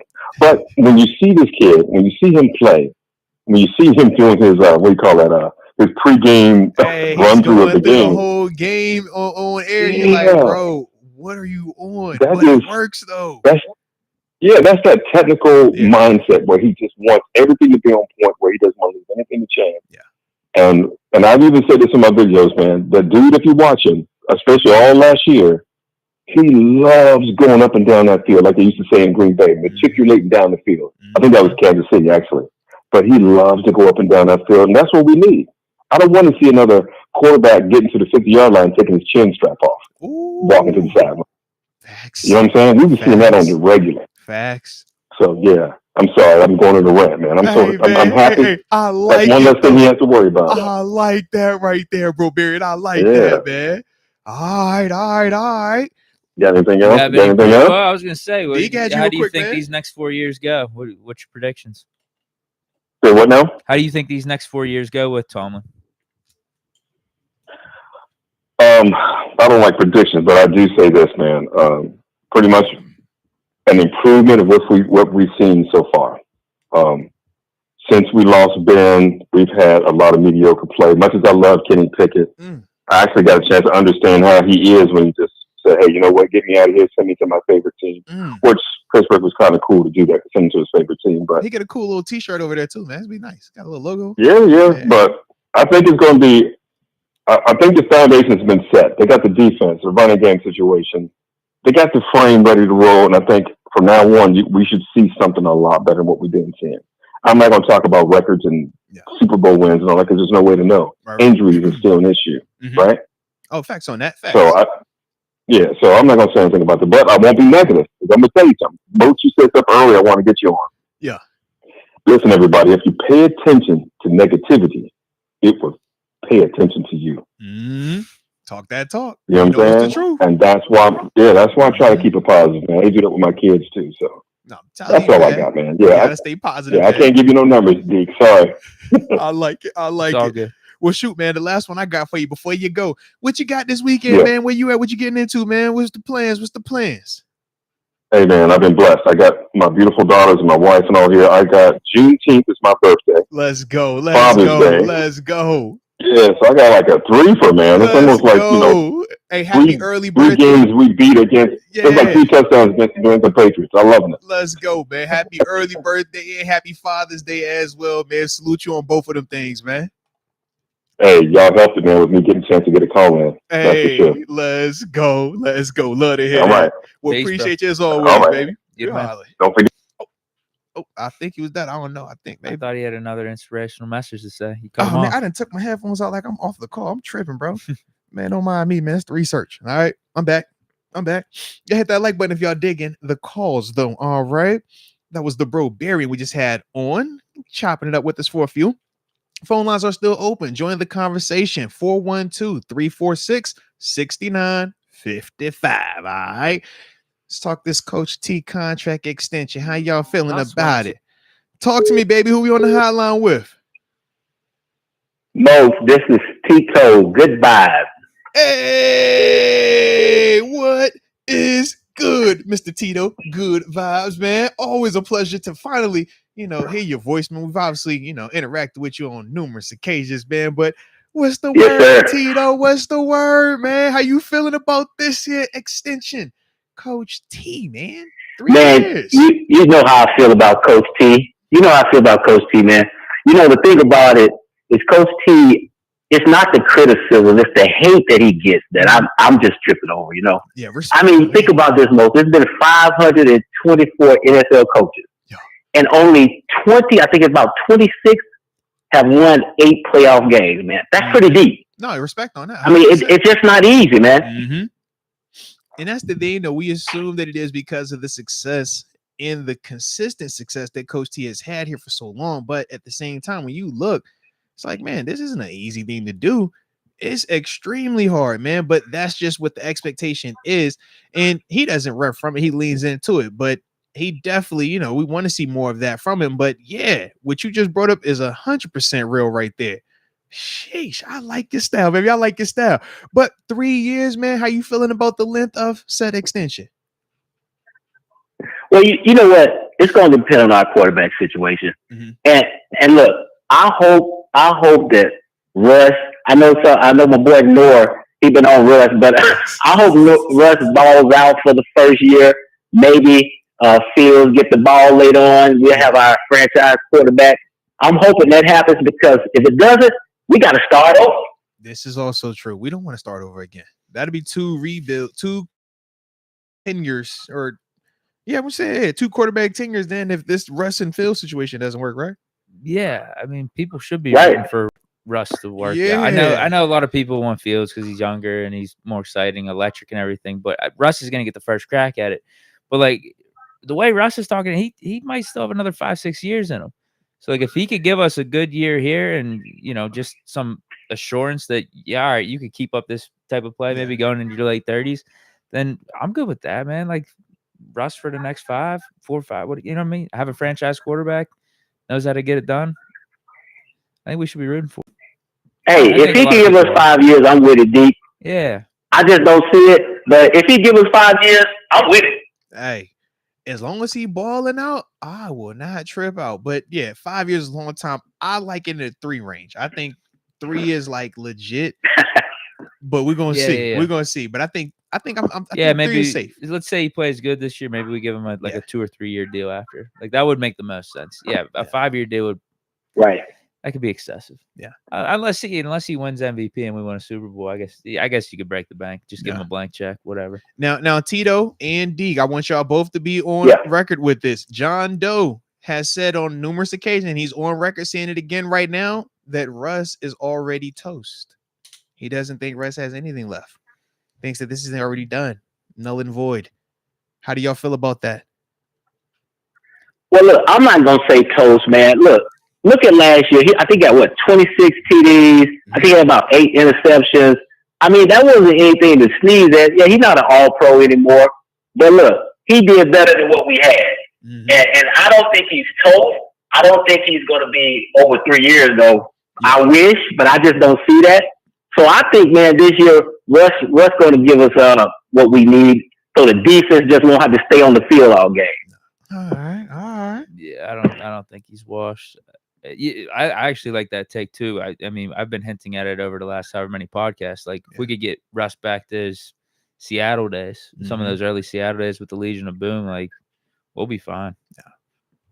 I like it, man. I like it. Play good defense, run the ball, have Russ make some timely plays in the clutch. That's all we need. That's all he can do. Don't turn the ball over excessively. Mm-hmm. Get you in the right play call. Sometimes that's just as good as making a play. Just get us in the right call. And he's definitely got to be capable of doing that every single time, man. I like it. Hey, Tito, man, so what's the vibe this weekend, man? What you on? What you getting into? Look, hey, we celebrate my wife's birthday, man. It's actually next week, but we're going to sit down with some friends, get a couple cocktails. I might smoke a cigar, something like that. Just kind of chill out. Little boss. I like the vibes. Shout out the wife. Man. Yeah, I like that. I like that a lot right there. Well, hey, enjoy yourself, man. Tell wifey happy early birthday. All right. And we appreciate you for rocking with us. Peace. And shout out to the good chat. Hey, big facts on that, man. Nothing like the chat, man. Y'all make the show, baby. Y'all make the show, baby. I'll let you. Peace. Shout out right there, man. Tito, good vibes, man. Definitely a good vibe on that call right there, too, man. Good takes. Heck yeah, I would agree. And shout out to John Doe, too, man, because I like the opinion as well, man. He did get some more follow-up to that, so salute you. Just keeping us all involved in the convo. How many more calls we got? Oh, man, we'll get a couple more if you want. I'm down if you're down. All right, let's get a couple more in, man. Yeah, I've realized I need to take a sip because every time I open up the phone line, people just calling right away, which is a great thing, man. It's a vibe. So with that being the case, though, the phone line is still open. The digits to dial are 412-346-6955. Talk to me, baby. Talk to me. Who are we on the hotline with? Hey, aloha, my brother. Hey, the man, the myth, the legend. What's up, Colton? How we living on your side of town? All good, guys. Just working today. But thanks to you guys, work is no problem. No, I salute you, man. For this platform and what you guys do, guys. Hey, Cole, it's all love, baby. I appreciate you rocking with us, man. And I still got the daggone shirt, too, that you sent as well, man. I literally looked at it the other day. I was like, yo, I'm going to have to break this back out soon, man. But talk to me, man. Oh, yeah. Yeah, you remember the shirt? Yeah, I still got it. Heck yeah, it was a vibe, bro. Yeah. But talk to me, man. How you feeling about the Coach T 3-year contract extension? I love it, bro. Like, I love Coach T. Like, I don't know him personally, but from how he conducts himself on the field and everything I hear from, what players say and how guys want to play for him and stuff. And I like the defensive mindset. Like, he's a football guy. Like, he lives football. Yeah, I love it. I love Coach Steve. I hope he stays with us longer. Yeah. The only thing I will say is that I have heard the reports that he's too chill with the players, and that's why some guys will slack off and stuff because he is more of a players coach and stuff like that. But what do you have to say about that? Like, actually playing for him, you feel like it's like that at all? Me personally, no, man. I think he's one of those guys that commands the respect, commands the, I would say like is this the respect that he commands and just the ability to relate to the players is one of those things that, man, will always have us showing up ready to go. And you've heard me talk, you've heard TG talk about it as well. It's been plenty of times, man, you might have one bad play in the game that nobody saw, but he saw it. And when I tell you it's grown men that don't want to sit in that meeting because you're like, bro, he is going to crucify me and you're petrified. That's what we see from Coach T. Like, the connection is there, but as much as he's able to connect with us and we got that love, he gets on us just as hard, but it's just in a different manner. And he also believes in the almighty dollar. So instead of just yelling, he gonna find you, take that money out your pocket, and that's how he can also get you to act accordingly as well, man. Oh, okay. Yeah, man. I love it. I don't care what everybody says about the mediocre years or whatever. Like, he hasn't had a losing season, and I like the guy he seems to be. I don't know him. I wish I could meet him one day. I'd love to sit down and hang out with him. He seems like a cool guy to hang out with. He a vibe, bro. He's a vibe. I'm all in on it. I'm all in. I like it. Hey, I think I got my a little echo over there, man. Turn your speaker down a little bit, all right? Oh, okay, got you. Yeah, I was hearing myself. I was like, hold on, man. How's that? Is that better? Yeah, way better, way That's better. what Pittsburgh thought. He's wondering, did TG hop in on this? Hey, man, they be killing TG, man. Okay. There you go. Now we all the way solid. They said it was a 3-way call with TG. Y'all wild. But with that being the case, though, Colton, man, what you got for the rest of the weekend? What's your vibe, man? I know you're on the island getting activated, man. What's the plans this weekend? Oh, this weekend I'm gonna take the kayak out. I'm gonna head out to deep water, and I'm gonna see if I can catch some dinner, and hopefully catch some fish early in the morning. Head back into the beach, have a couple of drinks on the sand. Okay. Yeah, it's all ocean therapy this weekend for me. Man, that is a vibe. That is a vibe. How about you guys? Shoot, what you getting into, Deke? This weekend? Yeah, what you got? Man. Maybe some golf. Actually, no, not golf. No, not golf. Some stuff with my band, hanging with some fam and friends. Respect. There it is. I got football camps. Steelers youth football camp starting tomorrow, baby. I can't wait. Coach Moats gonna be back out there, man. So yeah, it's gonna be a vibe. But yeah, that's what I'm gonna be on. And I'm gonna have my little man out there too. So I'm gonna get a little father-son vibe. And I can't wait to make him run and do extra push-ups just cause. That's my thing. It's yo, since I'm dad, man, do an extra push-up. Now I'm coaching. All right. So just roll with it. So that's going to be the vibe over here, man. But salute you, Colton, as always, man. And we appreciate you for rocking with the show, baby. Yeah, right on, mahalo, guys. Hey, Deke, you should go become a dad this weekend. Ooh. Nah. Lord. No pull out, Deke, this weekend. Lord. I'm good. No, Lord. I shut up. Oh, my God. I'm going to become a dad this weekend, Lord. I was going to say, did I hear him right? That's what he said? That's what he said. He said, yeah, go become a dad this weekend. No person. Oh, no. It's Father's Day weekend. Yeah, I get the joke. Yeah, it's Father's Day. No. Don't you jump into the crowd, man. Don't you jump into the club, man. Don't you do that. No, I'm going to pass on that. Remix said no pull-out weekend. Jeez Louise, man. Please, Deke, don't you do that today, man. Not this weekend, bro. Just, yeah, don't. Woof. Yo, wow. Shout out to Colton Choi Fu, man. Shout out to Colton right there. See? Colton funny. All right. I think we digging the calls, man. Sounds like a fun time. Yeah, absolutely. All righty. Tom J said the boy Deke turned red over here, man. The boy say, oh, I'm a daddy. Whoa, nah, not so fast, my friend. Not so fast. All right, I'm back now. Phone lines are back open. 412-346-6955. Oh, talk to me, baby. Who are we on the hotline with? We live, baby. We're black and yellow. Go black and yellow. Texas that might be the best intro I've heard. Yeah, because he always hop in the chat too. We live, baby. Yeah, man. We always live, man. How y'all boys doing? Man, we can't complain, man. Life's good over here. How about you, man? No, can't complain either. As long as I woke up. Hey, ain't that the truth, man? We above ground, man. So we winning straight like that. But shout out to Coach T, man. He got a little upgrade in his payment, and along with some job security, man. 3-year contract extension. How you feel about it, man? We liking this or nah? I'm loving it, especially around this time.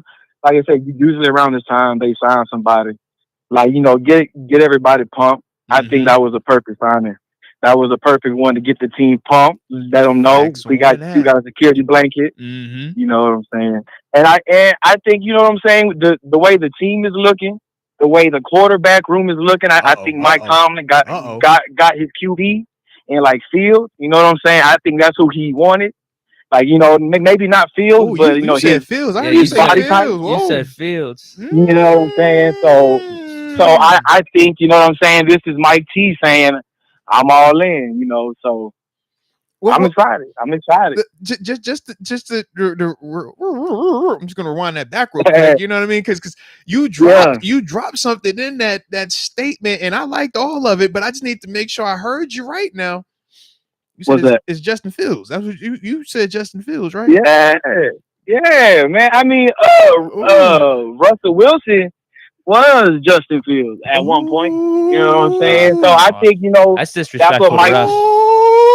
That's what Mike Tomlin. That's what he wanted. Someone athletic that can compete in the AFC North. Yeah, someone he can go send that dog out. You know what I'm saying? Big facts on that. Big facts. And that's nothing to take from Russ. You know what I'm saying? Yeah. But we all know what it is, why he's there. If we can get a bowl, if we can get a ring out of him, for 1.2. What's up? Yeah, definitely. Yeah. But you're saying just move on from Russ after getting a Super Bowl. Let's go. Hey, if we get a bowl with Russ, come on now. We gonna tell Fields, hold on, wait now. Just chill and be still. You can sit just a little while longer. It's a little while longer. Yeah, right, just chill and be still. Take another ring. Yeah, man. Definitely. So you think Wilson starts out the season then? Oh, got to, and it's gonna put that fire in Fields. Yeah. You know what I'm saying? It's gonna put that fire in him. It's gonna make him want to step out there and go get some TDs. You know what I'm saying? Yeah, man. Man. Ain't nothing better than a hungry dog. Ain't no fact. You know what I'm saying? Ain't nothing better than a hungry dog. But they're saying both of them hungry though. That's the one thing they're saying though. Oh, right now. Hey, even better. Now. Even better. I mean, because Russ does got something to prove. Yeah. But Russ set up, man. Russ ain't been hungry for a while though. Like But Russ was fed out there in Denver, man. He was paid well, man. He was like, "Yo, man, I'm eating good. All right, I'm chilling. We are." Yeah. If we're talking about a legacy standpoint, he might. Because to me, Russ ain't got nothing to prove. No, that's you know what I'm saying. We didn't. He's stamped. Yeah. Yeah, but if we talking, you want to end it off on the right foot? Yeah, definitely. Yeah. That's a personal goal you got with yourself. But to me, he ain't got nothing to prove, you know. All right. How long does Russ make it through the season? Oh man, I think me personally, I think he can make it all year. I think he's gonna ball out, but I think with Fields in the back, man, I think he's gonna somehow get hurt, and then Fields gonna come out there and do his thing. Lord, don't put the boo on. Yeah. I'm not trying. Hey, Lord forbid it. Lord forbid it. Maybe he has a rest getting hurt is because we have. Let me rephrase. Maybe he wants a rest week. Maybe he wants a rest week. Lord, don't you do us like that, Black Yellow. Yeah, I know it. I know. I'm wrong for that. Let me take that back. Fields is putting like bad mojo on Russ or something. That's but I think Fields gets in there.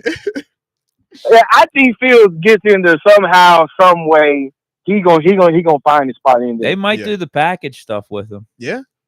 Yeah, and if he's as electric as you're talking about, they might not be able to keep him off the field. And that's very true.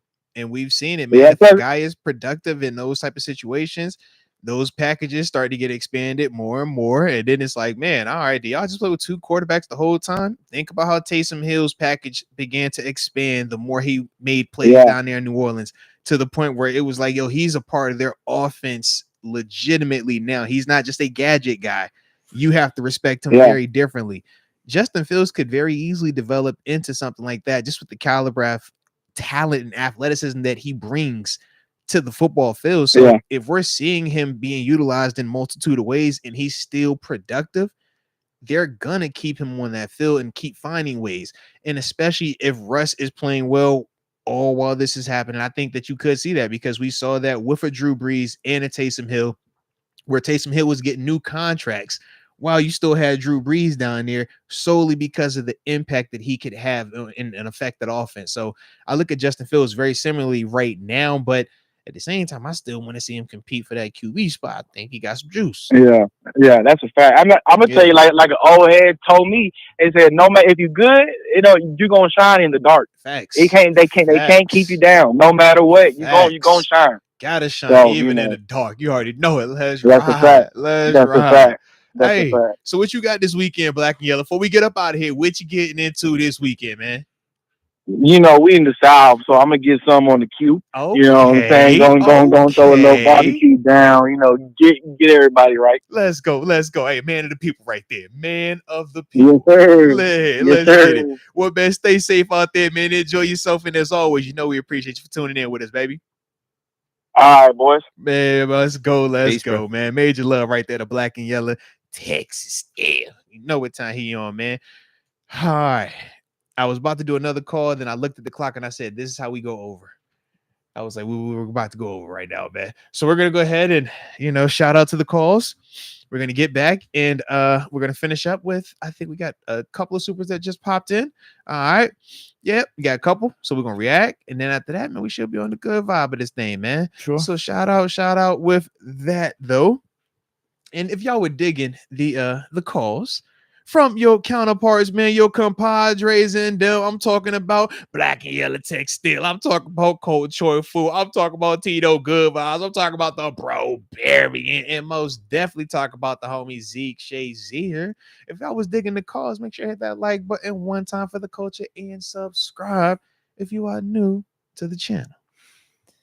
J-Rock has joined the upper room. Shout out to J-Rock and welcome to the upper room. Yes, indeed. Yes, indeed.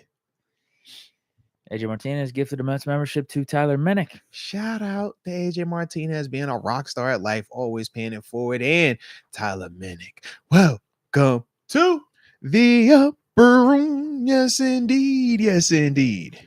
AJ Martinez says happy birthday to the Barbarian. Shout out. With hope of a happy future.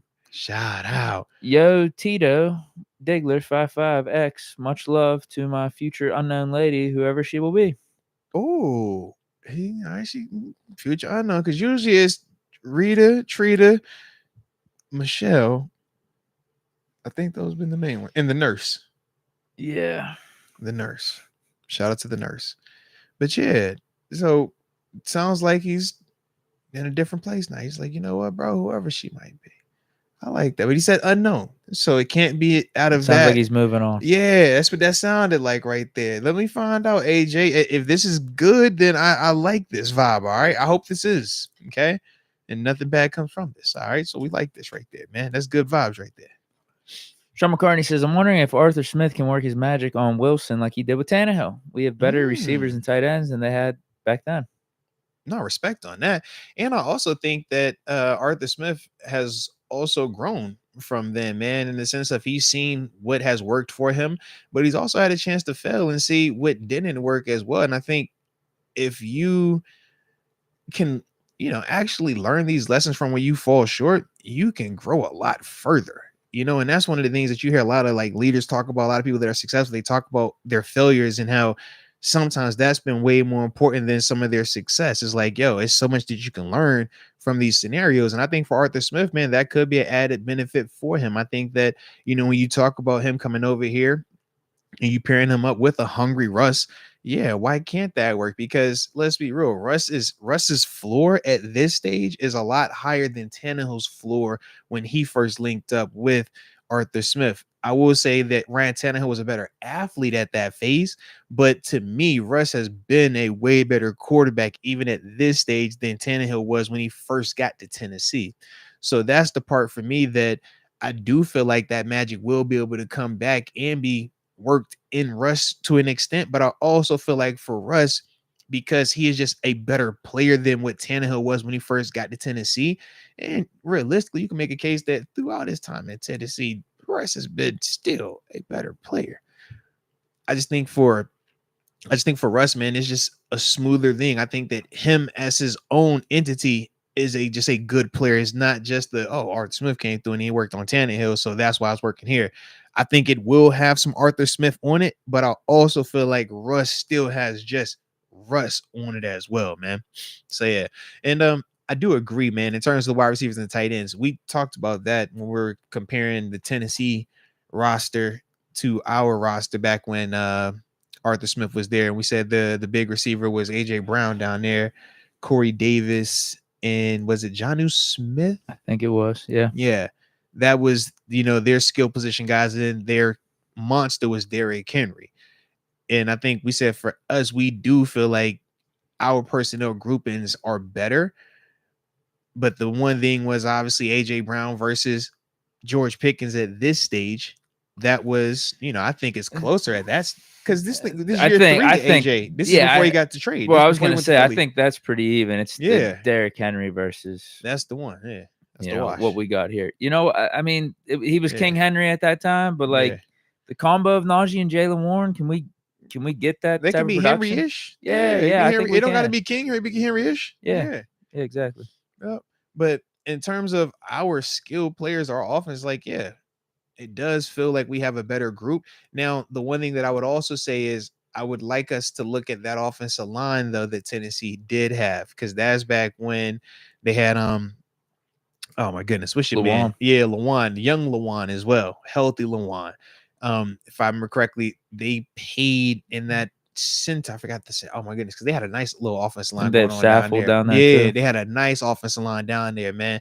So that was the other thing that for us, we have just the youth part of that. We have to see, are they going to be able to play to the same caliber as that Titans O-line? That Titans O-line, man, in terms of run blocking, they were some absolute dogs.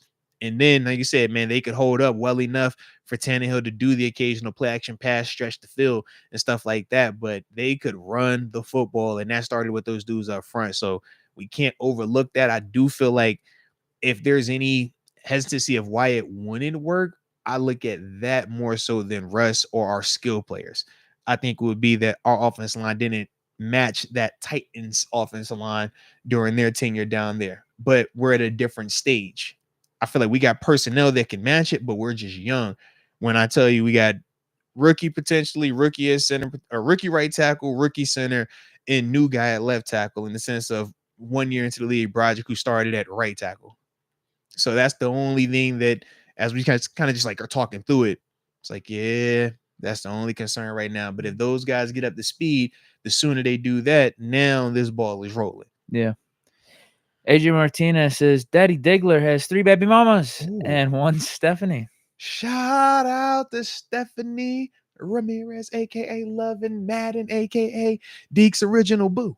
All right, shout out, bro. That was what a time. If y'all remember back then on the shows, man, then y'all know. If you know, you know, man. They used to always be fun, man. Your Facebook, you would blush, bro. Big time. She come here and start talking, you get all blushy, and then she start complimenting you, and you blush even harder. It was like, dang, Deke. Ooh, Deke, like, ooh, I see you, Deke. It was funny, man. Yeah. But no baby mamas. Yeah, I guess we should have started at that part. Huh? My bad. I apologize. Should have cleared that one up first. Yeah. No baby mamas for Deke, man. I'm not celebrating Father's Day.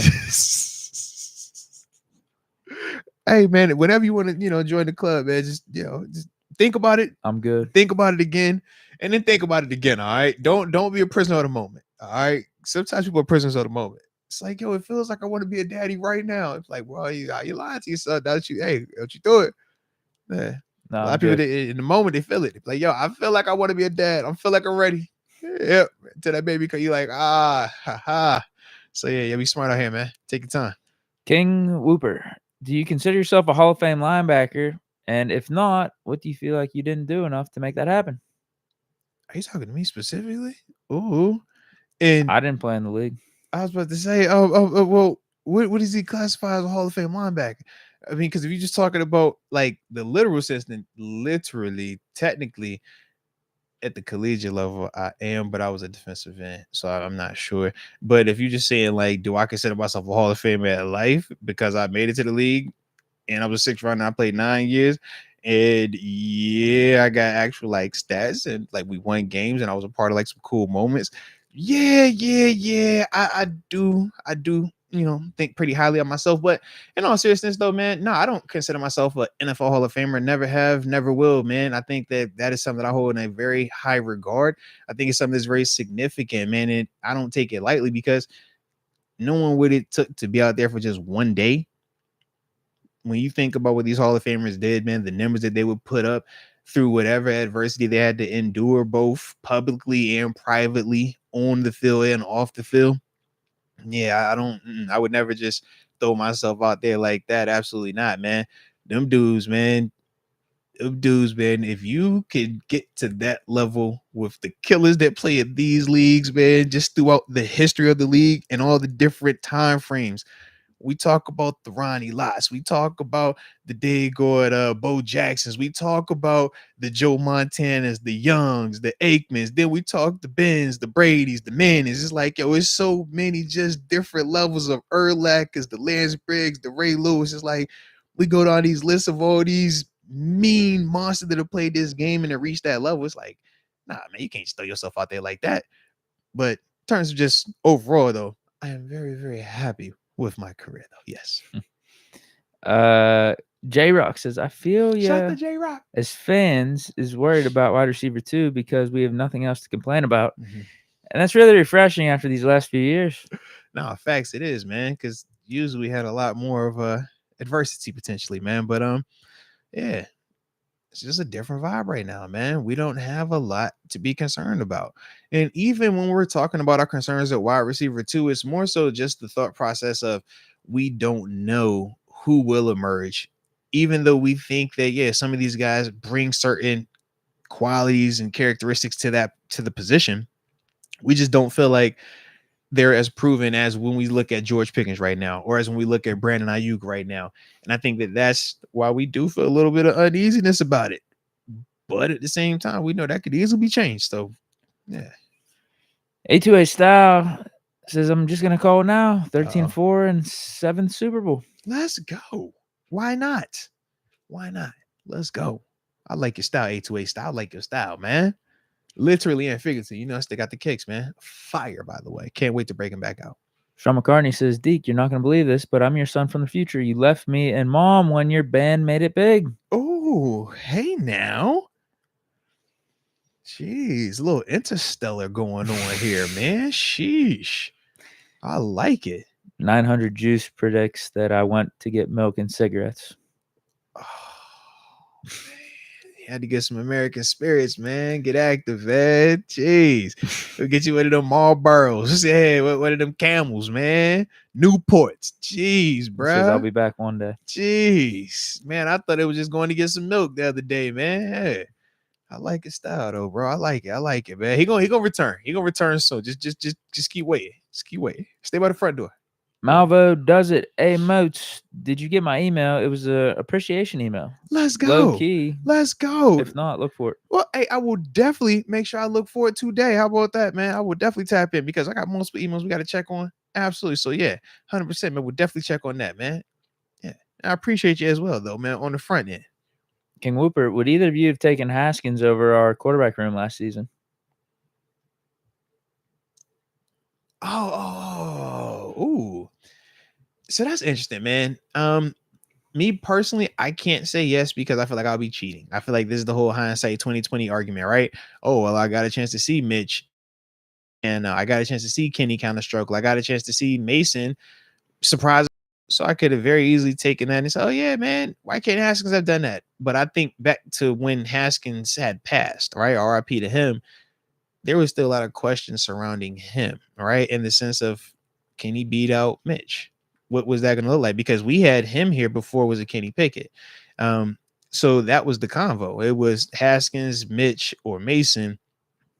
Of those three, who do we feel is capable, right? Who do we think could do certain things? And Haskins had a lot of characteristics about his game that we still liked, but he also, very similar to Justin Fields, had some mechanical flaws where we're like, yo, you got to get better at this type of stuff.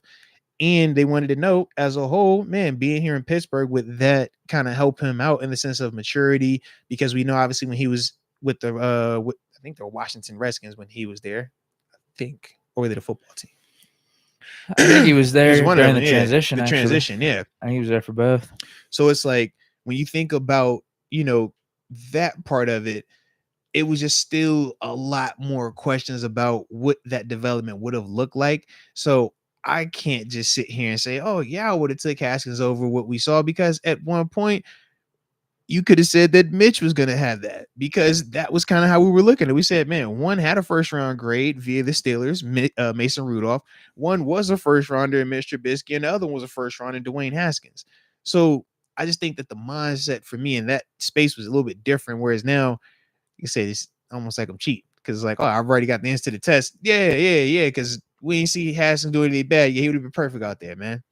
But that's kind of like how I feel, Ben. But shout out to the question. I like that a lot. How you feel, man? I think that's a good way to put it. There's just too much uncertainty with Haskins. I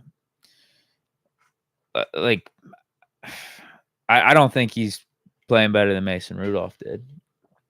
At the end of the year. Yeah, what Mason did. So like he's Mason talking because he brought up the whole QB room. That's what I'm saying. So it's like, yeah, I mean, you gotta include Mason. You gotta include you gotta include the whole thing where we go 10-7 with the quarterbacks that we have. I mean, we were 7-4 with Kenny Pickett before he got hurt. And Mitch, you see what I'm saying? The Mitch run was the worst of it. But even that first year, Mitch Baltimore game, Mitch Bucks game, we didn't feel like that. Mitch down, was it Carolina? Well, he's talking specifically last season. Oh yeah, last season. Yeah. Fair enough. Right. Good call. But yeah, I mean, that's the tough part, because I don't there really wasn't much certainty with Haskins. Like he was just gonna be a flyer in our quarterback room for that first year without Ben. Like you said, it'd be him competing with Mitch, Mason. Do we draft Kenny Pickett if Haskins is still here? I don't know. Yeah. But yeah, it's tough. I just know Mason played really good. Like he was playing really good. I don't know if Haskins hits that level. Yeah. That's fair. Like I said, that's definitely how I feel. That's a dope question. Shout out to you, King Whopper. I like your style. Or Whooper. Whopper? Whooper. All right, shout out to King Whooper. Now he also says, hot take, Kenny was good, but the competitiveness of the NFL and the expectations are so high that we didn't want to wait for him to grow. We wanted a Mahomes. That's also fair. You know it's fair. We wanted him out there. We wanted him now. And we wanted him to be great now. Well, I get that. I think we are impatient. I was willing to see Kenny for year 3. Mm-hmm. Like I don't put me in that category. I think a lot of people in the chat and a lot of Steeler Nation, I would say reflected what King Whooper is saying here for sure. I mean, they were ready to can Kenny mid-season last year. Well, we were still winning games, and he was having some game-winning drives. I mean, it's a quarterback-driven league. That's why every year you see quarterbacks taken in the first round, right? Quarterback. So their mindset was, if he hasn't shown that ability or consistency within that year, they're like, nah, I'm ready to move on. Because a lot of people are impatient. A lot of people want to get the next one. And we always hear everybody marketed as the next great quarterback. The next, this is the steal. That's going to be the steal of the draft. That's going to be the new guy. So everybody's eager. But you got to have patience, man. In some cases. Yeah. Just crazy how it all played out. Yeah. But his exit was not because of fans. His exit was not because of the coaching staff. His exit was, though, due to him. Let's also throw that out there. We were impatient at times, but we did not move on from him. He moved on from us. Let's make sure we throw that out there. He broke up with us first. Yeah, I was ready to see what he could do with the new offensive coordinator year 3. The big problem with him, and I've said it how many times, is the injuries. We weren't able to have any continuity with him out there. Go back to his rookie year and then definitely last year. It's like some stuff good would be happening, and then he'd get hurt, and we'd kind of be taking a step back. And then just when we fire Canada, Kenny has his best complete game out there. He gets hurt the next game against Arizona. Raiders were about to score from like the 1 yard line. And then Mason balls out, and Russ is available for $1 million. And Kenny doesn't like that we picked up Russ for $1 million, and there you have it. If we just re-sign Mason and that's the competition, I think Kenny's still here. I even think if we traded for Fields before the Russ Wilson sign, if it was just Fields and Kenny, I think Kenny sticks around. I think there was some about us getting Russ. I don't know about the Fields one. Really? I think yes to the Russ, or not to. I think yes to the Mason. I think yes if it's Mitch. I think those type of dudes. Sure. I don't know how he reacts to Justin Fields though, because at that time, think about the hype and the buzz of if we would have been trading for a Justin Fields, how this fan base would have reacted.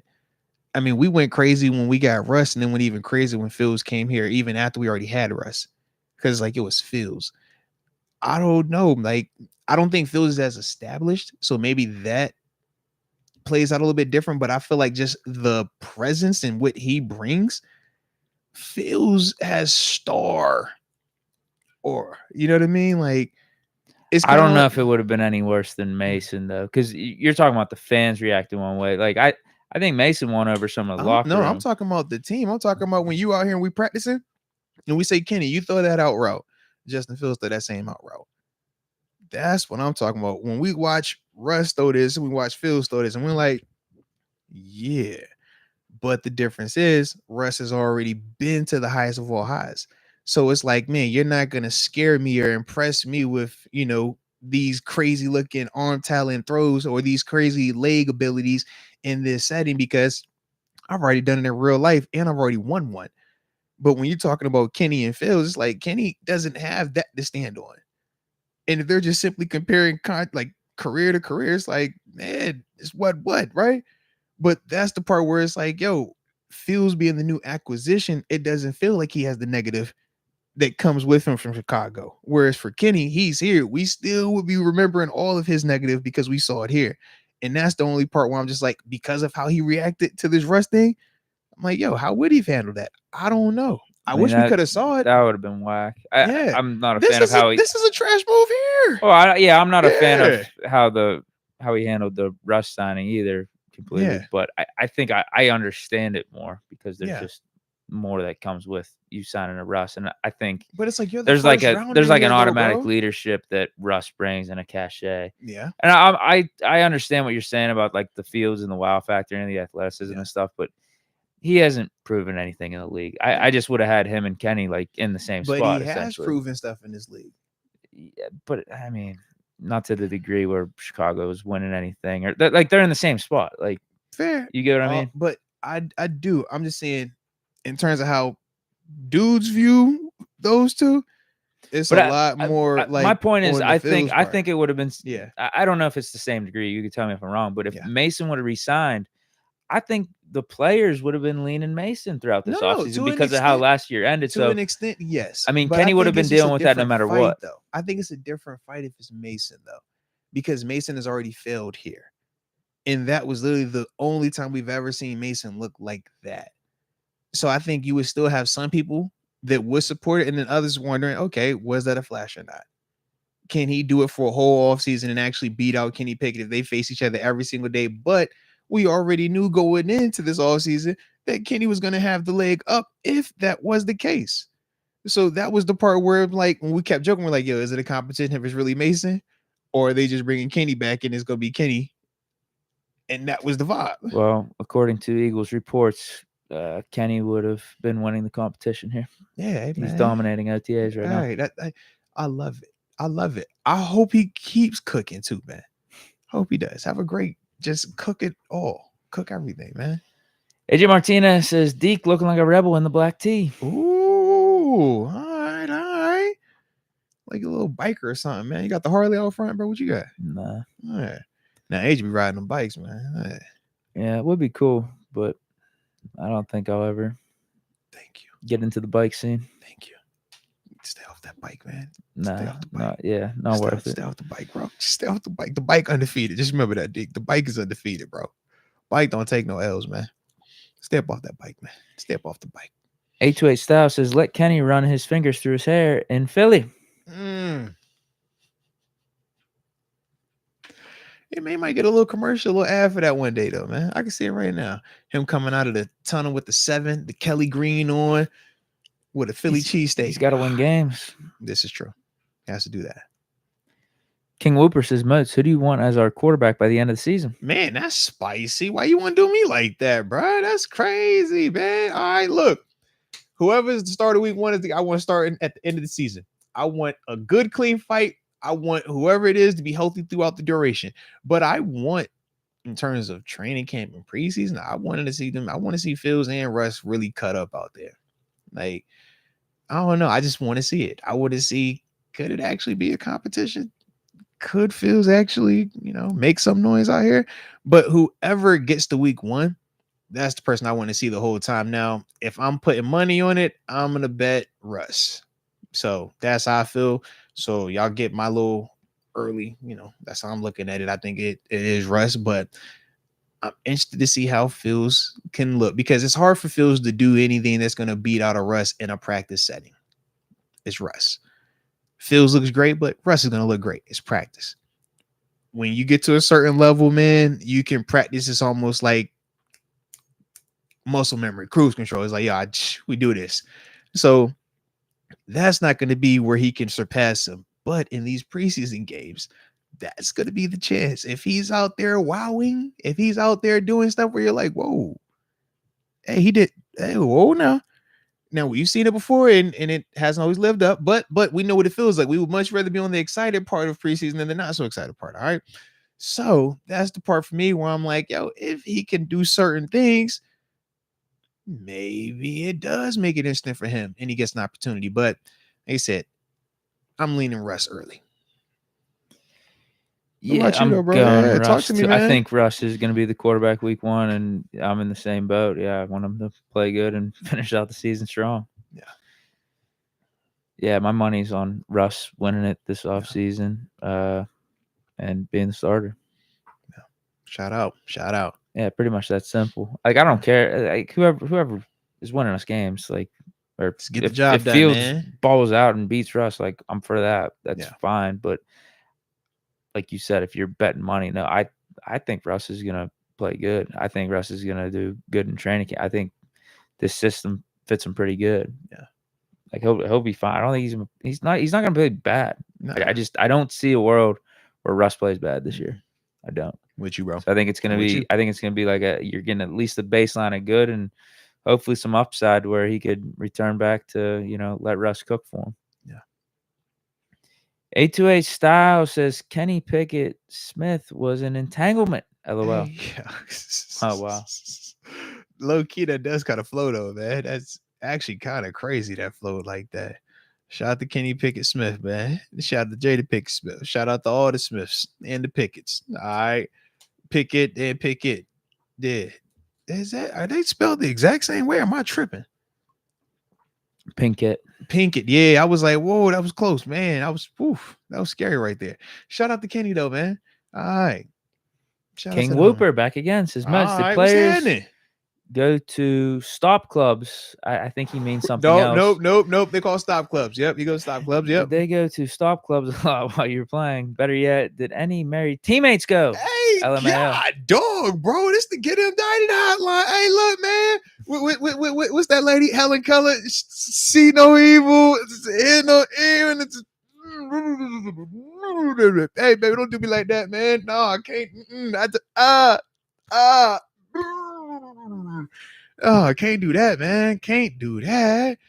But it was a vibe, man. We had a time, man. We just, if you was here during that time frame, man, it was just, we had a great group, bro. We had a great group. Shout out to my dudes right there, man. You see, I still talk to these dudes, man. TG, we talk to this dude every week, man. All right, come on, bro. It was a time, man. It was a vibe. Everybody was living. Everybody's enjoying life, man. Mm-hmm. Well, that's the last super. Facts. And Remix is absolutely correct. It's only entertainment. It's just entertainment, man. All right, just remember that. All right. So, all good. But at the same time, I'm not privy to any of this type of information. So I cannot confirm nor deny any of these things that have been brought up. All right. Just saying. Cannot confirm nor deny.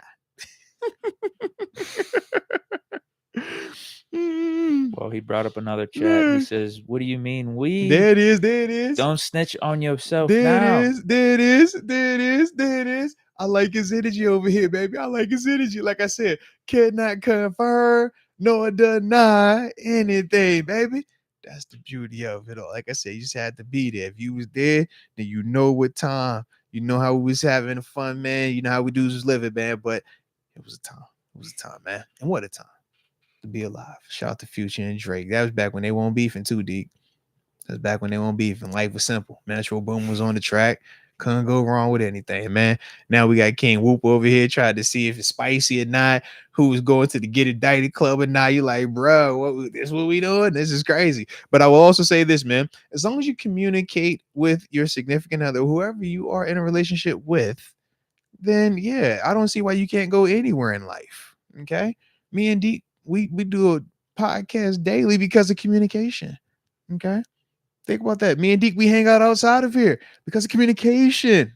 All right. So as long as you're communicating and boundaries are set and everybody is in agreement with, okay, this is the destination, this is the plan, this is what we're going to execute. I haven't had any issues. Deke hasn't run into any issues. The family is good. The business is good. So yeah, everybody stays right. Communication is key. Remember that, ladies and gents. Communication is key in all relationships. Okay. There you go. All right. Shout out to King Whooper, man. He trying to make it crazy here today. We ain't going out like that. No, we ain't going out like that. Tyler for the 3 for the last show of the week. Tyler say, yo, the podcast and the strip club are two different worlds. That is true. Very true. See, that's the context. We don't want context. We're just giving blanket statements now, okay? No context is blanket statements, all right? So you communicate, all right? Everything is okay. Like shit, do a podcast every day, bro. Just got to communicate, okay? King Whooper's got the questions today. Hey, bro, what is up? He also says, have you ever used your name to get out of a ticket? Shout out. Actually, I have never used my name to get out of a ticket, but my name has gotten me out of a ticket, if that makes sense. Like I said, I'm never that dude that, hey, you know who I am? No. Not to the police. No. I don't want no problems. I don't want no problems. If you ever hear me say, hey, bro, you know who I am, or you tripping, that means, yo, it's about to really, we're going in the wrong direction. Yeah. I think I've only said that once now in the past 5 years. And as soon as I said it, I felt where I was about to take it. It was like, you know what, let's go de-escalate real quick, because we're not doing this right.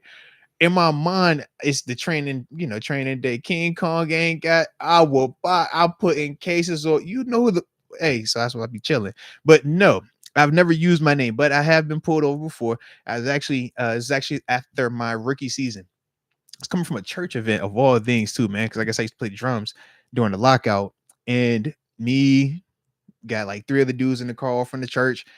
But we in the red SRTA Charger, big boy, 20-inch rims, tinted all black, and we get on interstate. And when we first got on interstate, you got to hit a little bit. I got to increase my speed to get 60, right? So I hit it. Yeah, Of course, it's like late because post-church, a little revival type thing, but we're heading back up the road. So it's late. We don't see anybody. It's dark, but we hit it. So the cop pulls me over. And I'm like, yo, we in the car. Like, we weren't even speeding. Like, nothing crazy. We just hit it, though. And my man is like, hey, yo, how do you got this car? What do you do? It's like, yo, what? Because I'm like 22 years old, right? Brand new, red fire SRTA Charger. He's like, yo, what do you do? I'm like, man, I'm professional. And I just left it. I was like, I'm just professional, man.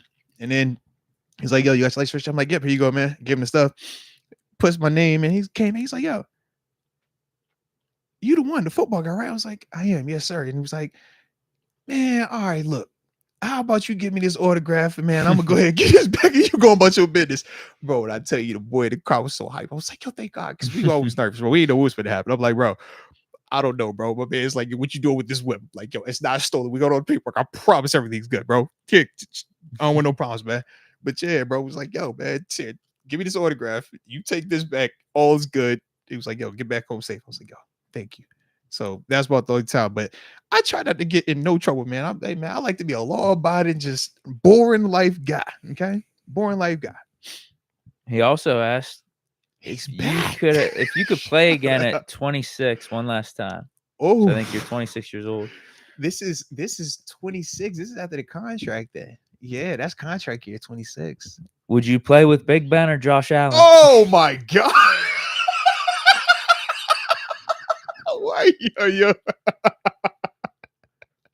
Yo, that's funny.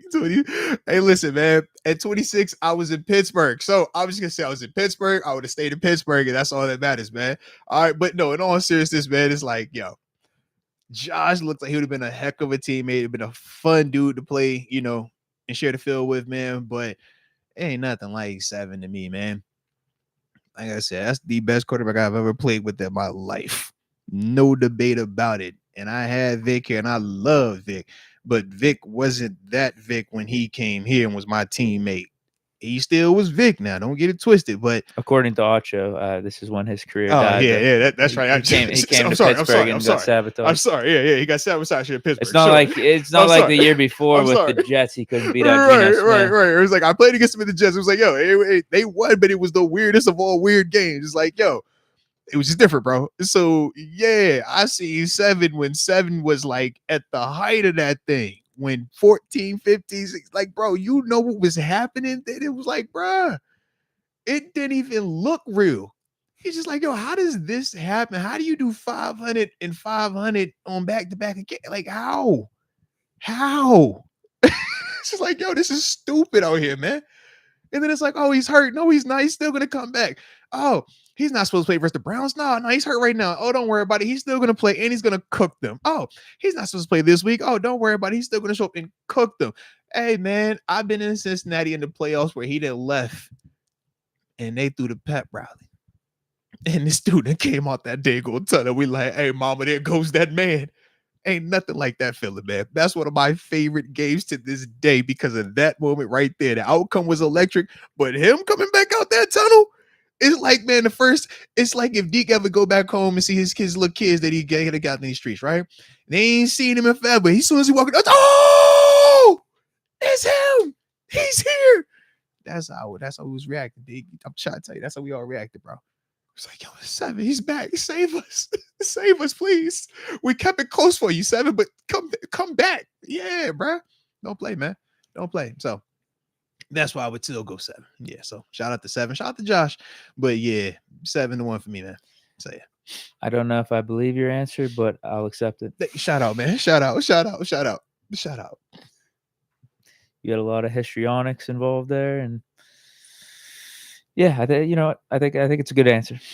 It's a good answer. I like it. Again, man. I don't know if I believe it, but I like it. Hey, look, man, it is authentic. It is real. But more importantly, I have to say, Wifey just texted me that dinner is here, bro. All right. So you just got to pray King Whooper doesn't drop any. I'm about to say King Whooper. All right. I know you thinking about it. Just wait. We get back next week. All right.